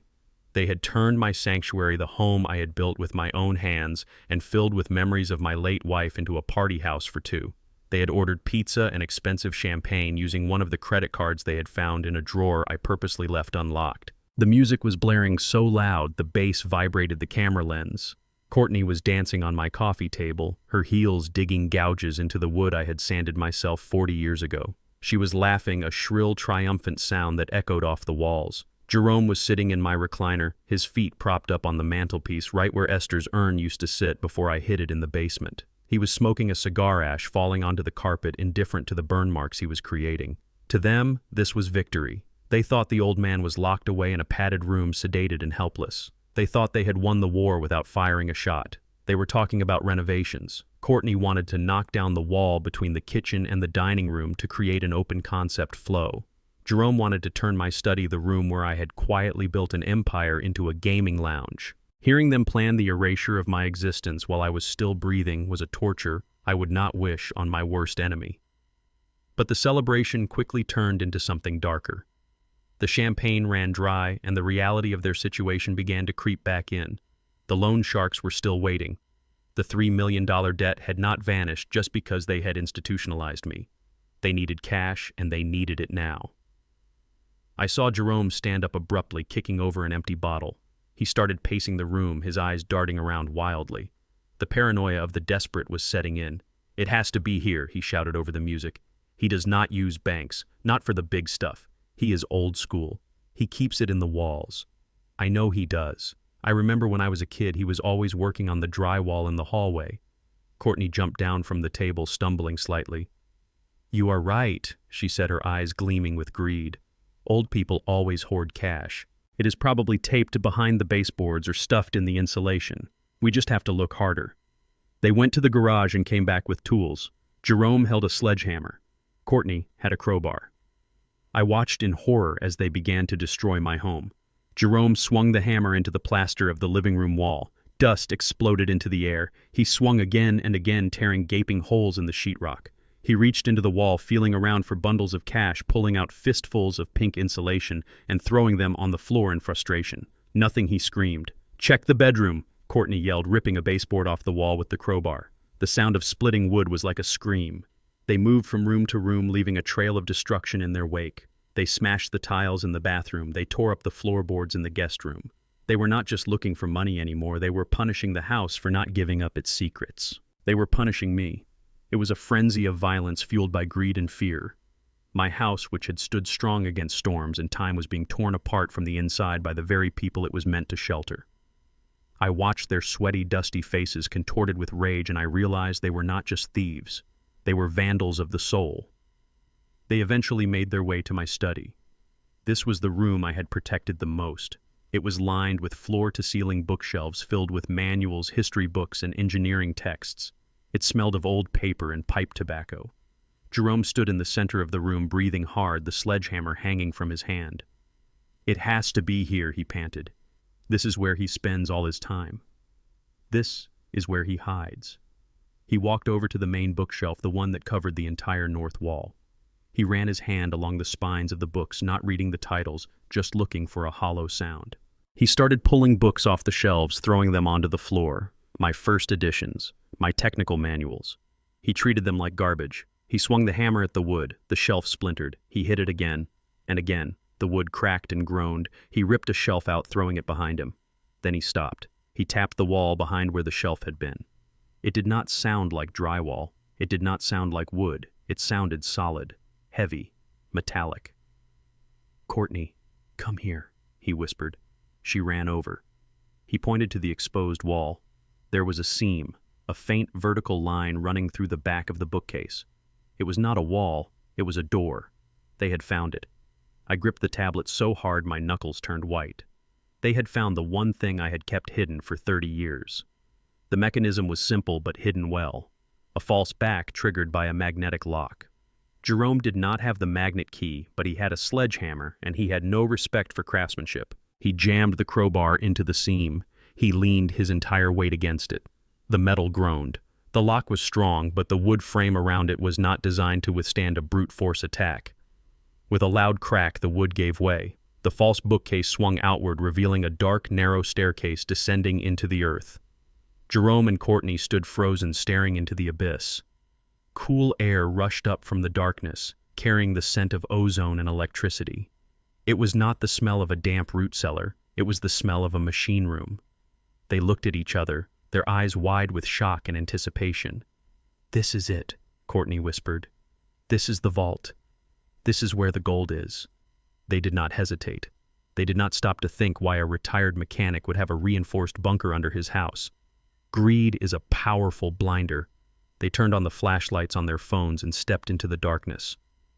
I switched the camera feed on my tablet to the basement cameras. The image switched to night vision green, then flared into full color as the motion sensors in the basement triggered the overhead LED strips. They reached the bottom of the stairs, expecting to see stacks of cash or bars of gold. Instead, they stepped into a room that looked like the bridge of a spaceship. The walls were lined with server racks, the lights blinking in a hypnotic rhythm of green and blue. In the center of the room was a massive U-shaped desk dominated by 6 high-resolution monitors. The screens were alive with data. One showed a real-time map of the United States with hundreds of little moving dots. Another showed the live feed from the port of Savannah tracking shipping containers. Another scrolled through stock market tickers and logistics algorithms. This was the nerve center of Freeman Logistics. This was where I managed a fleet of 400 trucks and 3 million square feet of warehousing. This was the brain of the beast. Jerome dropped the sledgehammer. It hit the polished concrete floor with a clang that echoed through the room. He walked toward the desk, his mouth hanging open. He looked at the maps. He looked at the company logo spinning on the main screen, the same logo he had seen on trucks on the highway 1,000 times but never connected to his father. "What is this?" Courtney breathed, looking around in confusion. "Where is the money?" Jerome did not answer. He was staring at a framed photograph on the desk. It was a picture of me shaking hands with the governor standing in front of a new distribution center. The caption on the brass plaque read, "Enoch Freeman, founder and CEO, Entrepreneur of the Year." "He is not a mechanic," Jerome whispered, his voice trembling. "He never was." He picked up a file from the desk. It was labeled, "Annual Revenue Projection." He opened it. His eyes scanned the numbers. "He isn't rich," Courtney Jerome said, dropping the file. "He is an empire." He looked at the screens again. He saw the dots moving. Each dot was a truck. Each truck was revenue. He saw the sheer scale of what I had built while he was playing video games and complaining about his allowance. He realized in that moment that he had been starving in a pantry full of food because he was too lazy to open the door. He collapsed into the ergonomic leather chair behind the desk. My chair. He spun around looking at the screens, overwhelmed by the complexity and the power of the room. He looked at his hands, the hands that had never done a day of hard work, and then he looked at the empire his father had built with grease and sweat. Suddenly, the red phone on the desk rang. It was an old-fashioned landline, a direct hardline I kept for emergencies. The sound was loud and shrill in the hum of the server room. Jerome jumped. He stared at the phone as if it were a bomb. "Answer it," Courtney whispered, terrified. Jerome reached out a shaking hand. He lifted the receiver. He put it to his ear. He did not say anything. He just listened. I spoke into my phone from the hospital bed, my voice cold and hard. "Hello, son." "Dad." Jerome gasped. I watched him on the screen. He looked small in my chair. He looked like a child who had snuck into the cockpit of a jet. "Do not touch my keyboard, Jerome," I said. "You do not have the clearance. And you certainly do not have the brains." "Dad, please," he sobbed. "I did not know. I swear I did not know." "You did not want to know," I replied. "You only saw what you wanted to see. You saw a dirty mechanic because it made you feel superior. Now you see the truth." Courtney grabbed the phone from him. "Enoch," she screamed. "We are family. You have billions. You can fix this. Just transfer the money. We will leave. We will never bother you again." I laughed. It was a dry, humorless sound. "You still do not get it." "Courtney," I said. "This is not a bank vault. This is a place of work. And you two are trespassing." I pressed a button on my tablet. The lights in the basement turned red. A siren began to wail, a low pulsing sound that signaled a security breach. "The Halon fire suppression system is armed." I lied. "You have 30 seconds before the room seals itself. Get out of my office." They dropped the phone. They ran. They scrambled up the stairs, tripping over each other in their panic. I watched them go. I watched them flee from the truth they had sought so desperately. I hung up the phone. I lay back against the hospital pillows. My house was broken. My walls were smashed. But my secret was out. And now that they knew exactly what they had lost, the real suffering would begin. The courtroom smelled like floor wax and old lies. I sat at the defendant's table next to Kat's, my hands folded on the polished wood. My suit was pressed, my tie was straight, but I felt like a man standing on a gallows waiting for the trap door to open. Across the aisle, Jerome and Courtney sat with their lawyer, a man named Sterling, who wore a suit that cost more than my first house. They looked like the picture of grieving, concerned children. Courtney was dabbing her eyes with a tissue that was perfectly dry. Jerome was staring at the floor, shaking his head as if the weight of my supposed illness was too much for him to bear. The hearing for emergency guardianship was underway. To the outside world, this was a tragedy. A son trying to save his father from the ravages of dementia. To me, it was an execution. Sterling stood up. He walked toward the judge, a stern woman named Judge Holloway, who looked like she had seen every variety of human misery and had no patience for any of it. "Your Honor," Sterling began, his voice smooth as oil, "we are not here to punish Mr. Freeman. We are here to protect him. The evidence is clear. We have statements from neighbors who have seen him wandering the streets in a rage. We have the police report from the night he destroyed his own living room in a psychotic break. We have the testimony of his loving family who only want to ensure he does not hurt himself or others." He placed a thick stack of papers on the judge's bench. These were the fabrications, the twisted truths, the lies they had manufactured while I was watching from my hospital bed. Then he called Courtney to the stand. She walked up looking small and fragile. She had toned down her makeup. She wore a modest blue dress. She looked like a saint. "Mrs. Freeman," Sterling asked softly, "tell the court about Enoch's condition." Courtney sniffled. She looked at me with wide, fearful eyes. "It started a few months ago," she lied, her voice trembling. "He would forget names. He would leave the stove on.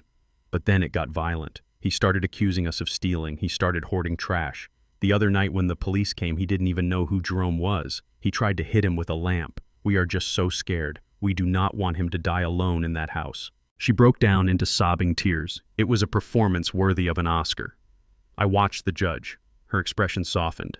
She looked at Courtney with sympathy. Then she looked at me. I saw the judgment in her eyes. She saw an old, confused man who was a danger to society. She saw a burden that needed to be managed. Jerome sat at his table, hiding a smirk behind his hand. He thought he had won. He thought the narrative was set in stone. Sterling rested his case. He looked at Katz with a smug grin. "Your witness," he said. Katz stood up. He did not rush. He buttoned his jacket. He walked to the center of the room. He did not look at Courtney. He looked at the judge. "Your Honor," Katz said, his voice deep and resonant. "The petitioners have painted a very vivid picture of a man in decline. They claim my client is suffering from dementia. They claim he is paranoid. They claim he is dangerous." He paused. He walked over to our table and picked up a laptop. However, Katz continued, "There is a difference between paranoia and persecution. Paranoia is believing people are out to get you when they are not. Persecution is when they actually are." Sterling jumped up. "Objection. Relevance." The judge waved him down. "Overruled. I want to hear where this is going." Katz connected the laptop to the courtroom's large monitor. The screen flickered to life. "We would like to submit Exhibit A," Katz said. "This footage was taken from a security camera inside Mr. Freeman's kitchen 3 days ago, the same day the police were called. On the screen, the image was crisp and clear, high definition. It showed Mrs. Higgins, my neighbor, standing in my kitchen holding the bowl of stew. But then the angle shifted to the previous timestamp. It showed Jerome standing on Mrs. Higgins' porch handing her a stack of cash. Then it cut to another angle, a hidden camera I had installed in the flower pot on my own porch. It showed Jerome taking the bowl from Mrs. Higgins for a second while she tied her shoe. It showed him pulling a small paper packet from his pocket. It showed him dumping a white powder into the gravy and stirring it with his finger. The courtroom went silent. Absolute vacuum, sealed silence. Courtney stopped crying. Her mouth hung open. Jerome went pale, his skin turning a sickly shade of gray. Katz did not stop there. "Exhibit B," he said. The video changed. It was the night vision footage from my bedroom. It showed Jerome and Courtney breaking in. It showed the drill. It showed them ripping the picture of my late wife off the wall. It showed Courtney screaming about the money. It showed them running like cowards when I turned on the lights. "This does not look like a family concerned about a senile old man," Katz said, his voice hard. "This looks like a burglary." Sterling was standing now, stammering. "Your Honor, this footage is inadmissible. We do not know the provenance. It could be deep-faked." Katz slammed a file onto the table. The sound echoed like a gunshot. "And this," Katz roared, pointing at the file. "This is the toxicology report from Atlanta General Hospital taken 2 hours after Mr. Freeman was admitted. It shows lethal levels of scopolamine and benzodiazepines in his blood, the same substances found in the residue on the bowl recovered from the trash." He turned to Jerome. He pointed a finger at him like a weapon. "You did not try to help your father," Katz said. "You tried to poison him. You induced a psychotic break to have him committed so you could loot his estate." The judge was reading the toxicology report. Her face had changed. The sympathy was gone, replaced by a cold, hard fury. She looked at Jerome and Courtney. They looked like rats caught in a trap, shrinking under the glare of the lights. Jerome stood up, knocking his chair over. "It is a lie," he shouted. "He set us up. He is crazy. Sit down," the judge barked. Her voice cracked like a whip. "Sit down and shut up before I have you gagged." Jerome collapsed into his chair. Courtney was shaking, gripping his arm, her fingernails digging into his suit jacket. Katz looked at me. He nodded. It was my turn. I stood up. I did not need a cane. I did not need help. I walked to the stand. I swore on the Bible. I sat down and looked at my son. "Mr. Freeman," the judge said, her voice softer now. "Do you have anything to add?" "Yes, Your Honor," I said. I looked at the gallery. I looked at the bailiff.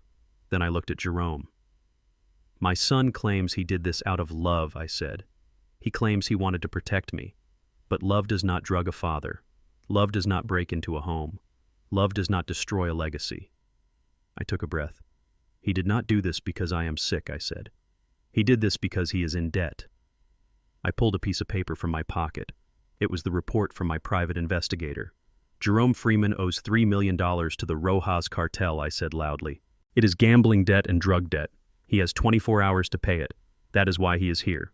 He does not want guardianship to take care of me. He wants guardianship to liquidate my assets to save his own life."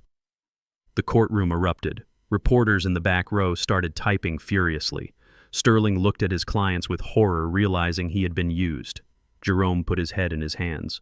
"Order," the judge shouted, banging her gavel. "Order in this court." She looked at Jerome. "Is this true?" she asked. Jerome did not answer. He just rocked back and forth. The judge looked at the evidence. She looked at the video still frozen on the screen of Jerome poisoning my food. She looked at the toxicology report.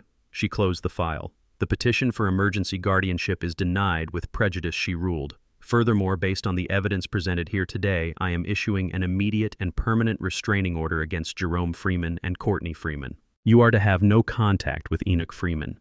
You are not to come within 500 feet of his person, his home, or his property." She turned to the bailiff. "Take them into custody," she said. "I am referring this evidence to the district attorney. I see probable cause for charges of attempted murder, burglary, and elder abuse." "No," Courtney screamed. She lunged toward the bench. "We have kids. You cannot do this." "He made me do it." The bailiff grabbed her. Another officer grabbed Jerome. They handcuffed them right there in the courtroom. The sound of the cuffs ratcheting shut was the sweetest music I had ever heard. But as they were dragging Jerome away, he stopped. He looked at me. His eyes were wild. He was not looking at a father anymore. He was looking at the man who had signed his death warrant. "You killed me," he screamed, spit flying from his mouth. "You killed me. They are going to find me. And when they do, it is on you." I looked at him. I did not blink. "You killed yourself, son," I said. "I just bought the tombstone." They dragged him out the side door. The heavy wood slammed shut, cutting off his screams. The judge looked at me. "Mr. Freeman," she said, "I am so sorry." I nodded. "Thank you, Your Honor." I walked out of the courtroom. Katz walked beside me. We did not celebrate. There was no joy in this victory. I had put my son in jail, but I knew the monster was still out there. The $3 million debt had not disappeared. Jerome was in police custody, which meant he was safe for now. But bail would be set, and if he got out, or if the cartel decided to send a message, the war would enter a new phase. I walked out into the bright Atlanta sun. I took a deep breath. I was free. I was competent. I was vindicated. But as I walked to my truck, I checked the shadows. I checked the mirrors. Because I knew that a wounded animal is dangerous, but a wounded animal with a debt to the devil is lethal. And Jerome was not done yet. The definition of insanity is doing the same thing over and over, expecting different results. Courtney clearly never learned that definition, despite the court order, despite the frozen accounts, and despite the public humiliation. She decided to double down on her delusion. She believed that perception was reality, and if she could just convince the world she was still rich and successful, then the money would somehow magically reappear. She rented a mansion in Buckhead for her 30th birthday bash. She called it the Phoenix Rising Party. A not-so-subtle dig at me, implying she was rising from the ashes of my so-called persecution. What she did not know was that the mansion she rented belonged to a holding company called Obsidian Properties, which was a subsidiary of Freeman Logistics. She was paying me to host her own funeral. I watched the security feed from my office, not with anger, but with the cold detachment of a judge watching a guilty man tie his own noose. The party was an exercise in vanity. There were ice sculptures shaped like swans, a champagne tower that reached the ceiling, and a DJ who cost more than a teacher makes in a month. Courtney was the center of attention, wearing a diamond-encrusted gown that glittered under the strobe lights. She was holding her phone up, live streaming to her followers, spinning a web of lies with every breath. "Hey guys," she shouted over the thumping bass. "Thank you so much for the support. We won the court case. Obviously the truth always comes out. My crazy father-in-law tried to ruin us, but we are stronger than ever. Look at this place. This is what resilience looks like." She panned the camera around the room, showing off the guests, most of whom were fair-weather friends and hangers-on, who were just there for the free top-shelf liquor. Jerome was in the background, wearing a tuxedo that was a size too small, looking nervous and sweaty. He knew the truth. He knew they were spending money. They did not have using a credit card they found in an old wallet of mine that I had left active for exactly this purpose. It was a trap, a honeypot designed to catch a bear, and the bear had walked right in. Courtney continued her monologue, her voice shrill and manic. "We are launching a new lifestyle brand next week." She lied, her eyes wide and desperate. "We have investors lined up. We are going to build an empire, and to all the haters who believe the lies, enjoy watching me shine."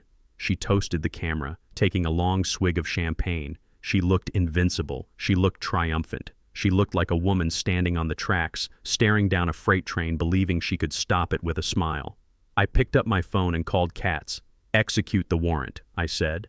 At the mansion, the music cut out abruptly. The silence that followed was jarring. The guests looked around confused, thinking it was part of the show. The front doors flew open with a bang that shook the windows. 6 uniformed officers marched in, followed by 2 men in dark suits and a team of movers holding large plastic bins.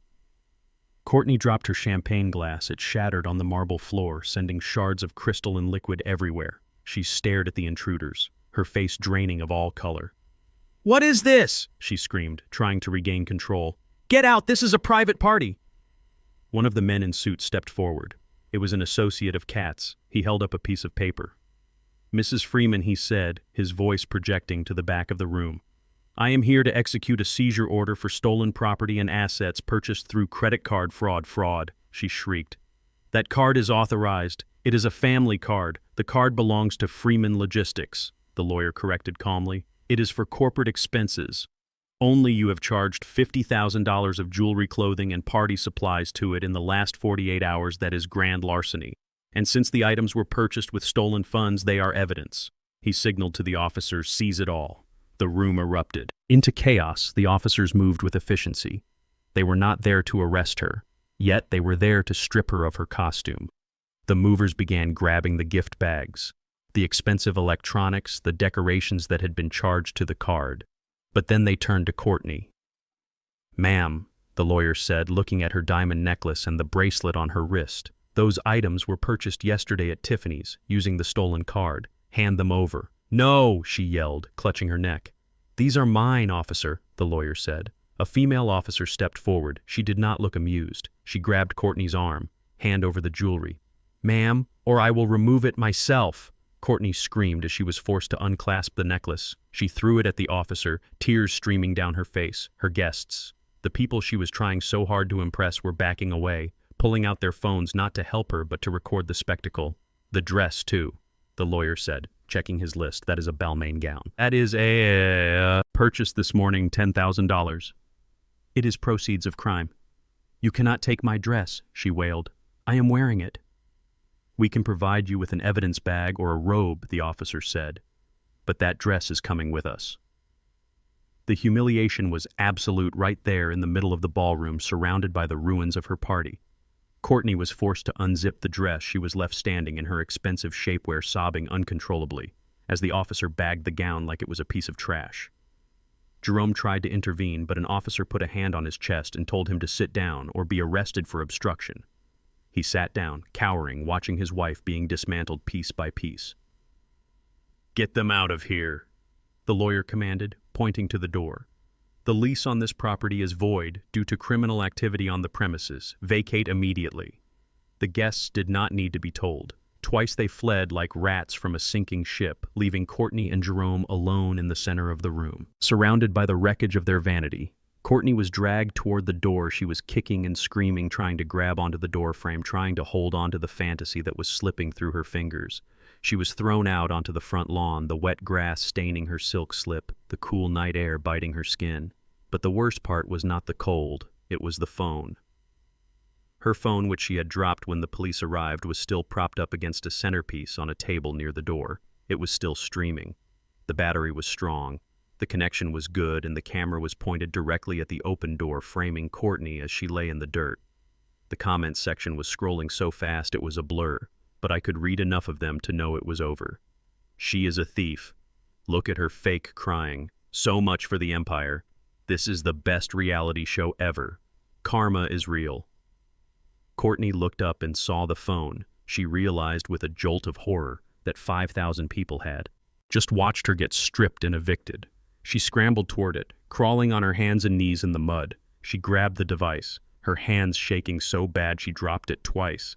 "Stop watching!" she screamed into the camera, her face distorted by mascara and snot. "Stop watching me." She tried to end the stream, but her fingers were slippery with mud and tears. She fumbled with the screen, hitting buttons randomly instead of ending it. She accidentally switched the camera to front-facing view, zooming in on her own ravaged face. The light from the screen illuminated the panic in her eyes, the absolute terror of a narcissist who has lost her reflection. Finally, the screen went black. She threw the phone into the bushes and let out a primal scream of rage. She had lost the jewelry. She had lost the dress.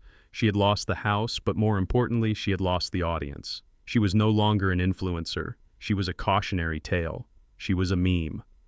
Jerome walked out of the house holding a single shoe. He looked at his wife shivering in the grass.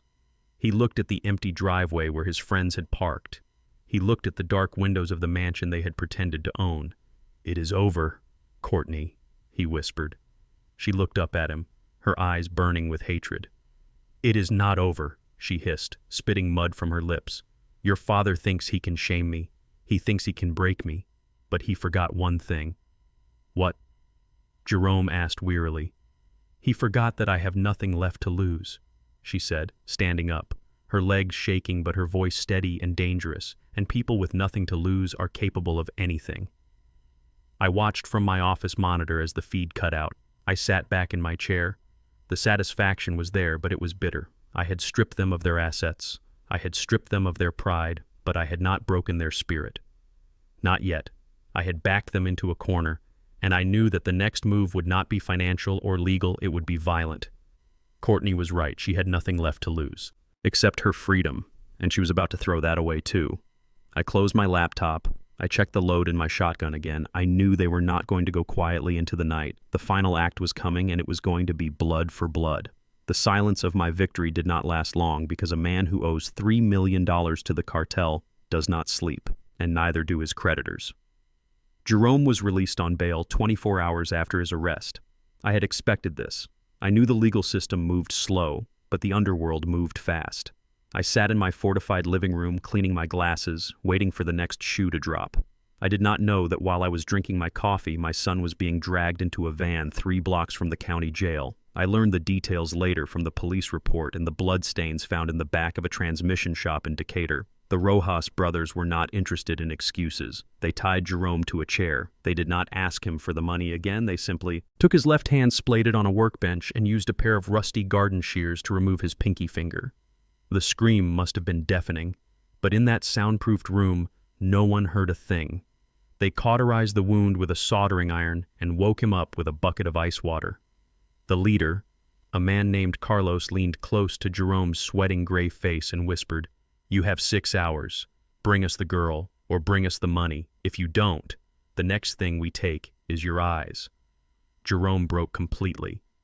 In that moment, the last shred of humanity he possessed, the tiny spark of decency that might have existed somewhere deep inside him, was extinguished by pain and terror. He was no longer a father. He was no longer a son. He was a desperate animal willing to do anything to survive. He looked at his mutilated hand wrapped in a dirty rag, and he made a decision that would damn him for eternity. He decided that his daughter's life was a fair price to pay for his own. He stumbled out of the shop. Blinded by pain and fear, he stole a car from a gas station parking lot. A beat-up sedan left running by a careless driver, he drove toward the private school in Buckhead, his eyes wild, his breath coming in ragged gasps. He was not thinking about the trauma he was about to inflict. He was only thinking about the clock ticking down in his head. I was at home reviewing security protocols when my phone buzzed. It was an alert from the tracking app I had secretly installed on Layla's phone months ago, disguised as a game. Usually she was in the geography wing at this hour, but the dot was moving. It was moving fast across the parking lot toward the main road. My stomach dropped. I switched to the school's security feed, which I had access to thanks to a substantial donation I made the previous year. I saw the grainy footage of a man in a hoodie limping toward the playground fence. It was recess. The children were running around laughing, oblivious to the monster lurking at the perimeter. I saw Layla. She was playing near the swings. The man whistled. She looked up. She recognized him even through the hoodie and the distance she ran toward the fence, smiling. She thought it was her daddy coming to surprise her. She did not see the blood on his shirt. She did not see the madness in his eyes. Jerome reached over the low fence. He did not hug her. He grabbed her by the collar of her uniform and hoisted her over the metal bars like a sack of flour. Layla started to kick. She started to scream. I watched in helpless horror as other teachers turned and started running, but they were too far away. Jerome threw her into the back seat of the stolen sedan and sped off, tires smoking, leaving a cloud of dust and a group of terrified children in his wake. My phone rang seconds later. It was an unknown number. I knew who it was before I answered. I did not say hello. I just listened. Dad. Jerome's voice was unrecognizable. It was a wet, gurgling sound, high-pitched with hysteria. I have her. I have Layla. I felt a coldness spread through my chest that was absolute. It was the absence of all emotion except one focus. Where are you? Jerome, I asked, my voice steady. It does not matter, he screamed. Bring the money. $3 million cash. I know you have it in that basement. Bring it to the old textile factory on the west side. You know the one with the collapsed roof. I know it, I said. Come alone, he rasped. If I see a cop, if I see a drone, I will kill her. I swear to God, Dad, I will kill her. I have nothing left to lose. Look at what they did to me. I heard Layla crying in the background. Grandpa, please help me. Daddy is hurting me. The line went dead. I stood there holding the phone. The silence of the house pressed in on me, screaming in my ears. A normal man would call 911. A normal man would trust the authorities to handle a kidnapping and hostage situation, but I knew the police. I knew they would set up a perimeter. They would bring in negotiators. They would wait. And in that time, Jerome would snap, or the cartel would arrive and burn the place down with my granddaughter inside. I could not risk it. Jerome was right about one thing. I had nothing left to lose either, except Layla. I walked to the basement. I did not go to the computer terminal. This time, I went to the back wall behind the server racks. I pressed a panel, and a hidden compartment clicked open. Inside was a footlocker, green steel, dented and scratched.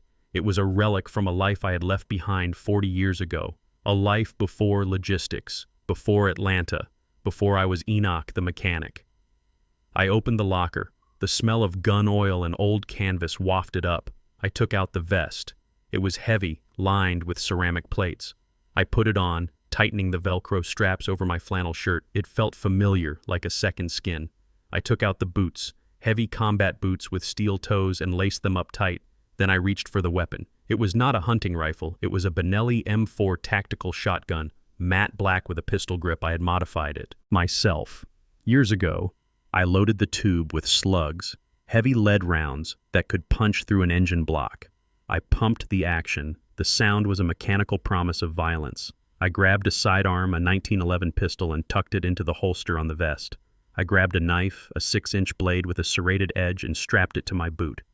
I looked at my reflection in the dark monitor of the server rack. I did not see an old man. I did not see a victim. I saw a soldier who had been called back to war. I saw the man who had survived jungles and deserts, the man who had built an empire with his bare hands and who was now going to dismantle his greatest mistake. I walked out of the house. I did not take the truck. I took the black sedan I kept in the back of the garage, the one with the reinforced chassis and the bulletproof glass. I drove toward the west side, toward the decaying industrial district where the city dumped its trash and its secrets. I drove with one hand on the wheel and one hand on the shotgun. I was not angry anymore. Anger is a distraction. I was cold. I was precise. I was a machine built for one purpose: to retrieve my granddaughter and to end this nightmare once and for all. Jerome thought he was dealing with his father. He thought he was dealing with a businessman. He forgot that before I was any of those things, I was a man who knew how to clear a room. He had invited the devil to dinner, and he was about to find out that the devil brought his own cutlery. I pulled up to the perimeter of the old factory. I killed the headlights. I rolled the car into the shadows of a collapsed wall. I got out, checking my gear. The air smelled of rust and rain. I moved toward the main building, silent as a shadow, my eyes adjusting to the gloom.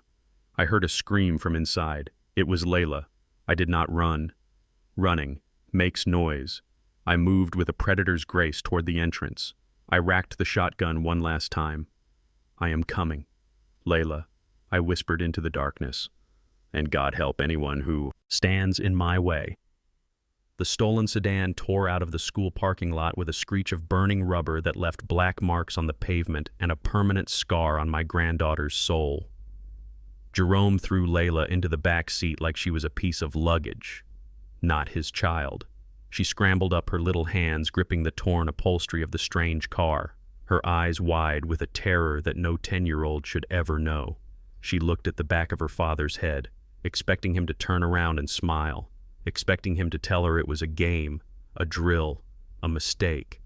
But he did not turn around. He just gripped the steering wheel with his good hand and his mutilated one, leaving smears of fresh blood on the plastic rim. "Daddy," she whimpered, her voice trembling.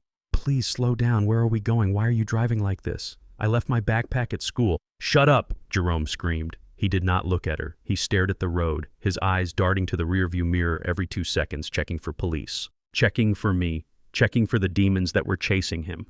"Shut up, Layla. I am trying to think."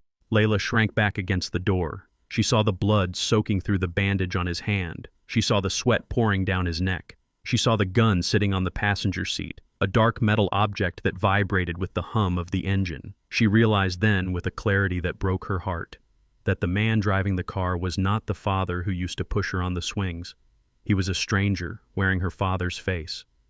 "You are hurting me," she whispered, tears streaming down her face. "You are scaring me. Are you going to hurt Grandpa?" Jerome laughed, a dry, hysterical sound that sounded like glass breaking in a disposal. "Hurt him," he shouted. "He is the one hurting us, Layla. He is the one who did this to me. Look at my hand. Look at it." He waved his bandaged hand in the air, blood seeping through the rag. Layla screamed. She covered her eyes. She wanted to go home. She wanted her room. She wanted me, but they were moving further and further away from safety. They were driving into the desolation of the West Side Industrial District. The buildings here were skeletons, broken, windows staring like dead eyes, graffiti covering the brick walls like scars. Jerome swerved off the main road and bounced over a gravel path leading to the old textile factory. It was a massive, rotting structure of corrugated metal and crumbling concrete. He slammed on the brakes, the car skidding to a halt in the shadows. He jumped out and ripped the back door open. "Get out!" he ordered, grabbing her arm. "No!" Layla cried, kicking at him. "I want to go home." He dragged her out his grip, bruising her skin. He did not care about her comfort. He did not care about her fear. He only cared about the leverage she provided. He marched her toward the dark maw of the warehouse entrance, pushing her through the rusted doors into the gloom. Inside it smelled of mold and oil and abandonment. "Sit down," he barked, pointing to an old wooden crate in the center of the vast empty floor. "Stay there and do not move. If you move, if you run, the bad men will come and they will hurt us both. Do you understand?" Layla sat. She hugged her knees to her chest, shaking uncontrollably. She looked at her father, pacing back and forth, muttering to himself, checking his phone, checking his gun. She saw the truth. Then the truth. I had tried to protect her from. She saw that her father was not a hero. He was not a victim. He was the villain of her story, and she was nothing more than a bargaining chip in a game she did not understand. She closed her eyes and prayed that I was coming. She prayed that her grandfather, the mechanic, the old man her parents had laughed at, was exactly who he said he was, because she knew now that he was the only one who could save her from the monster in the room. The silence of my victory did not last long, because a man who owes $3 million to the cartel does not sleep, and neither do his creditors. Jerome was released on bail when he time so. 4 hours after his arrest, I had expected this. I knew the legal system moved slow, but the underworld moved fast. I sat in my fortified living room, cleaning my glasses, waiting for the next shoe to drop. I did not know that while I was drinking my coffee, my son was being dragged into a van 3 blocks from the county jail.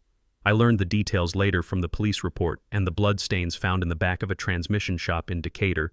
The Rojas brothers were not interested in excuses. They tied Jerome to a chair. They did not ask him for the money again. They simply took his left hand, splayed it on a workbench, and used a pair of rusty garden shears to remove his pinky finger. The scream must have been deafening, but in that soundproofed room, no one heard a thing. They cauterized the wound with a soldering iron and woke him up with a bucket of ice water. The leader, a man named Carlos, leaned close to Jerome's sweating gray face and whispered, "You have 6 hours. Bring us the girl or bring us the money if you don't. The next thing we take is your eyes." Jerome broke completely in that moment, the last shred of humanity he possessed. The tiny spark of decency that might have existed somewhere deep inside him was extinguished by pain and terror. He was no longer a father. He was no longer a son. He was a desperate animal willing to do anything to survive. He looked at his mutilated hand wrapped in a dirty rag, and he made a decision that would damn him for eternity. He decided that his daughter's life was a fair price to pay for his own. He stumbled out of the shop, blinded by pain and fear. He stole a car from a gas station parking lot. a beat-up sedan, left running by a careless driver. He drove toward the private school in Buckhead, his eyes wild, his breath coming in ragged gasps. He was not thinking about the trauma he was about to inflict. He was only thinking about the clock ticking down in his head. I was at home reviewing security protocols when my phone buzzed. It was an alert from the tracking app I had secretly installed on Layla's phone months ago disguised as a game. Usually she was in the geography wing at this hour, but the dot was moving. It was moving fast across the parking lot toward the main road. My stomach dropped. I switched to the school's security feed, which I had access to, thanks to a substantial donation I made the previous year. I saw the grainy footage of a man in a hoodie limping toward the playground fence. It was recess. The children were running around laughing, oblivious to the monster lurking at the perimeter. I saw Layla. She was playing near the swings. The man whistled. She looked up. She recognized him even through the hoodie and the distance. She ran toward the fence, smiling. She thought it was her daddy coming to surprise her. She did not see the blood on his shirt. She did not see the madness in his eyes. Jerome reached over the low fence. He did not hug her. He grabbed her by the collar of her uniform and hoisted her over the metal bars like a sack of flour. Layla started to kick. She started to scream. I watched in helpless horror as other teachers turned and started running, but they were too far away. Jerome threw her into the back seat of the stolen sedan and sped off, tires smoking, leaving a cloud of dust and a group of terrified children in his wake. My phone rang seconds later. It was an unknown number. I knew who it was before I answered. I did not say hello. I just listened. Dad. Jerome's voice was unrecognizable. It was a wet, gurgling sound, high-pitched with hysteria. I have her. I have Layla. I felt a coldness spread through my chest that was absolute. It was the absence of all emotion, except one focus. Where are you, Jerome? I asked, my voice steady. It does not matter, he screamed. Bring the money, $3 million. Cash, I know you have it in that basement. Bring it to the old textile factory on the west side. You know the one with the collapsed roof. I know it, I said. Come alone, he rasped. If I see a cop, if I see a drone, I will kill her. I swear to God, Dad, I will kill her. I have nothing left to lose. Look at what they did to me. I heard Layla crying in the background. Grandpa, please help me. Daddy is hurting me.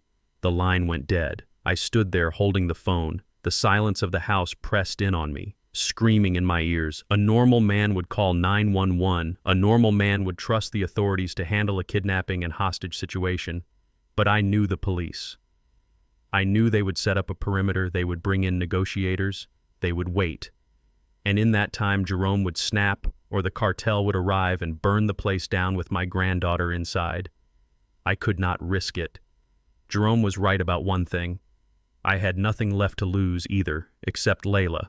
I walked to the basement. I did not go to the computer terminal. This time, I went to the back wall behind the server racks. I pressed a panel and a hidden compartment clicked open. Inside was a footlocker, green steel dented and scratched. It was a relic from a life I had left behind 40 years ago, a life before logistics, before Atlanta, before I was Enoch the mechanic. I opened the locker. The smell of gun oil and old canvas wafted up. I took out the vest. It was heavy, lined with ceramic plates. I put it on, tightening the Velcro straps over my flannel shirt. It felt familiar, like a second skin. I took out the boots. Heavy combat boots with steel toes, and laced them up tight. Then I reached for the weapon. It was not a hunting rifle. It was a Benelli M4 tactical shotgun, matte black with a pistol grip. I had modified it myself years ago. I loaded the tube with slugs, heavy lead rounds that could punch through an engine block. I pumped the action.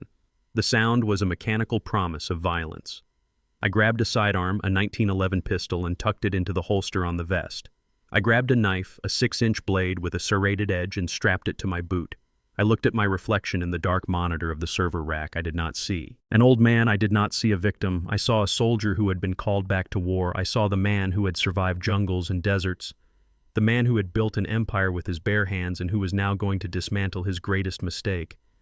I walked out of the house. I did not take the truck. I took the black sedan I kept in the back of the garage, the one with the reinforced chassis and the bulletproof glass. I drove toward the west side, toward the decaying industrial district where the city dumped its trash and its secrets. I drove with one hand on the wheel and one hand on the shotgun. I was not angry anymore. Anger is a distraction. I was cold. I was precise. I was a machine built for one purpose: to retrieve my granddaughter and to end this nightmare once and for all. Jerome thought he was dealing with his father. He thought he was dealing with a businessman. He forgot that before I was any of those things, I was a man who knew how to clear a room. He had invited the devil to dinner, and he was about to find out that the devil brought his own cutlery. I pulled up to the perimeter of the old factory. I killed the headlights. I rolled the car into the shadows of a collapsed wall. I got out, checking my gear. The air smelled of rust and rain. I moved toward the main building, silent as a shadow, my eyes adjusting to the gloom. I heard a scream from inside. It was Layla. I did not run. Running makes noise. I moved with a predator's grace toward the entrance. I racked the shotgun one last time. "I am coming, Layla," I whispered into the darkness. "And God help anyone who stands in my way." I stepped into the vast open space of the factory floor. The air was thick with the smell of stagnant water and old grease. Shafts of moonlight cut through the holes in the rotting roof, illuminating the dust motes dancing in the air like ghosts. In the center of the room, illuminated by a single battery-powered work light, stood my son. Jerome looked like a man whose soul had been burned out of him. His face was gaunt and gray.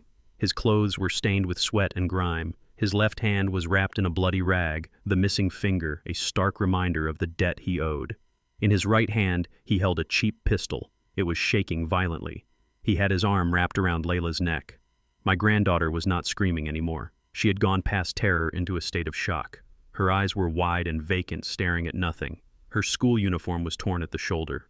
Seeing her like that ignited a cold fury in my gut that I had not felt since my days in the jungle 40 years ago. "Stay back!" Jerome screamed. His voice cracked, echoing off the metal walls. "Did you bring it? Did you bring the money?" I stopped 10 yards away. I held the Benelli shotgun across my chest. I did not aim it yet. I wanted him to see my eyes. I wanted him to see that the father who had paid his bail and fixed his cars was gone. "I am here, Jerome," I said.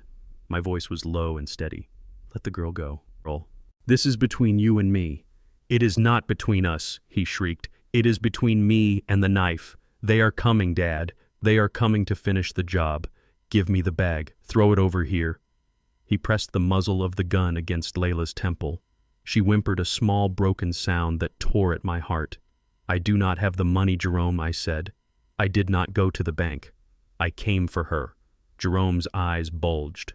"What? You came empty-handed. You are lying. You have millions. You have that secret room. You have the empire. I have assets I corrected. I do not carry $3 million in cash, and even if I did, I would not give it to a man holding a gun to a child." He started to hyperventilate. "You killed me," he sobbed. "You killed us all." Suddenly a shadow detached itself from a rusty pillar to my left. It was Courtney. She looked like a wraith. Her designer clothes were ruined. Her hair was matted. She held a long screwdriver in her hand, gripping it like a dagger. "He is lying, Jerome," she hissed, stepping into the light. "He has it. He always has a plan. Search him. Kill him and search him." "Courtney," I said, not taking my eyes off Jerome, "you really want to do this? You want to add accessory to murder to your list of failures?" "Shut up," she screamed. She lunged toward me, her eyes manic with greed. "Just give us the money, you selfish old monster. We deserve it. We suffered for it." Jerome tightened his grip on Layla. "Do it, Courtney," he yelled. "Get his keys. Check the car." The situation was deteriorating fast. Jerome was unstable. Courtney was desperate, and Layla was in the middle of the crossfire. I shifted my weight. I needed to separate them.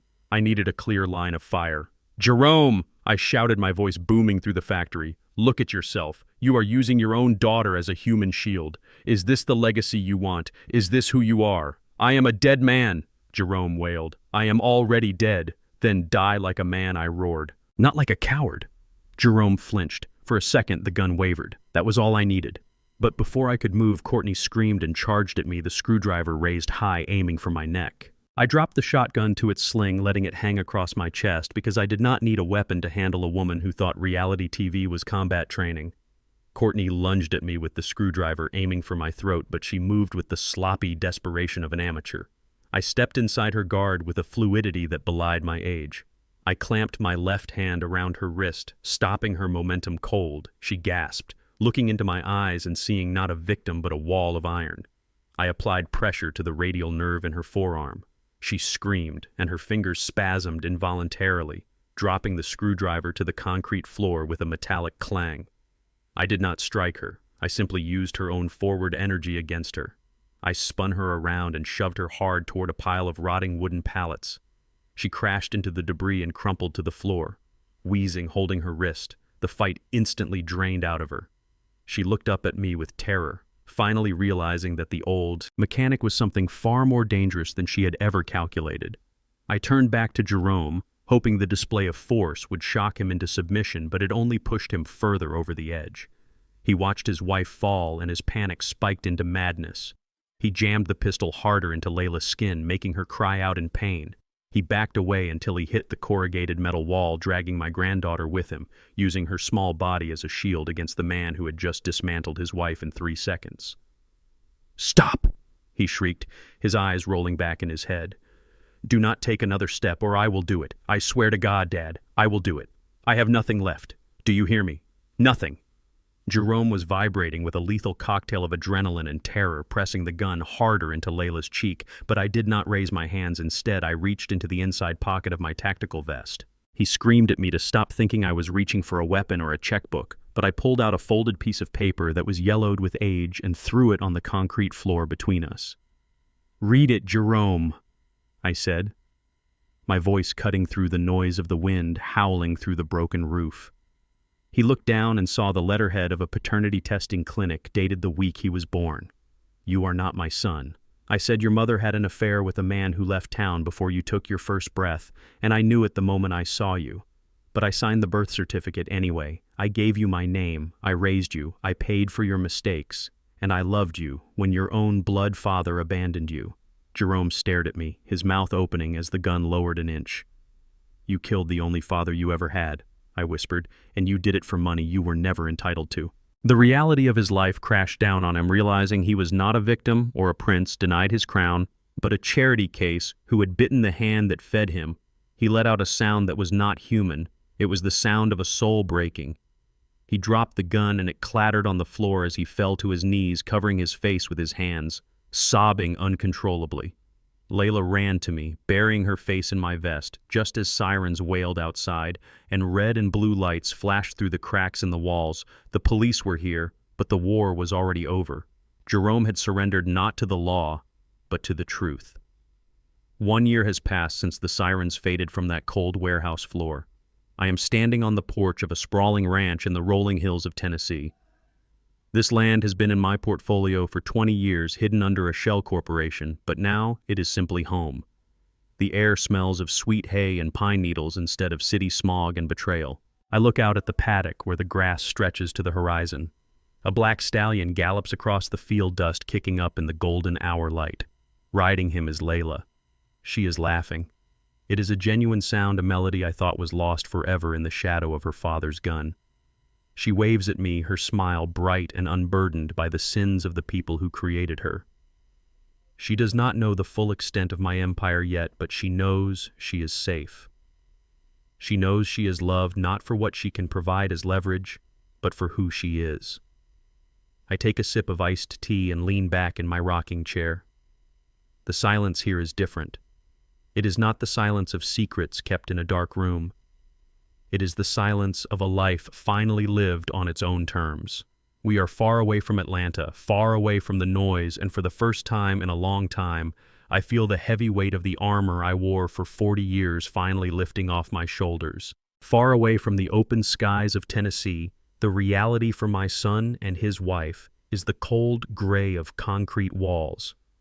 Courtney is serving her time in a federal facility 2 states over, where the influencer who lived for likes and engagement now lives for survival. I heard from Katz that her vanity made her a target immediately, and the other inmates do not care about her follower count or her fashion sense. She spends her days scrubbing floors, and her nights crying into a thin mattress, terrified of the women she used to look down on. Jerome is in a maximum security unit for his own protection, but fear is his constant cellmate because he knows the cartel has a long reach, and debts do not disappear just because you are behind bars. He spends every waking hour writing letters, filling pages with frantic scrawls, begging for forgiveness, claiming he was manipulated, claiming he has found religion. He sends them to me like prayers to a God he stopped believing in long ago, hoping for a miracle that is never going to come. Every Friday, the mail carrier delivers a bundle of those letters from the penitentiary, but I do not cut them open. I do not look for a glimmer of redemption in his handwriting.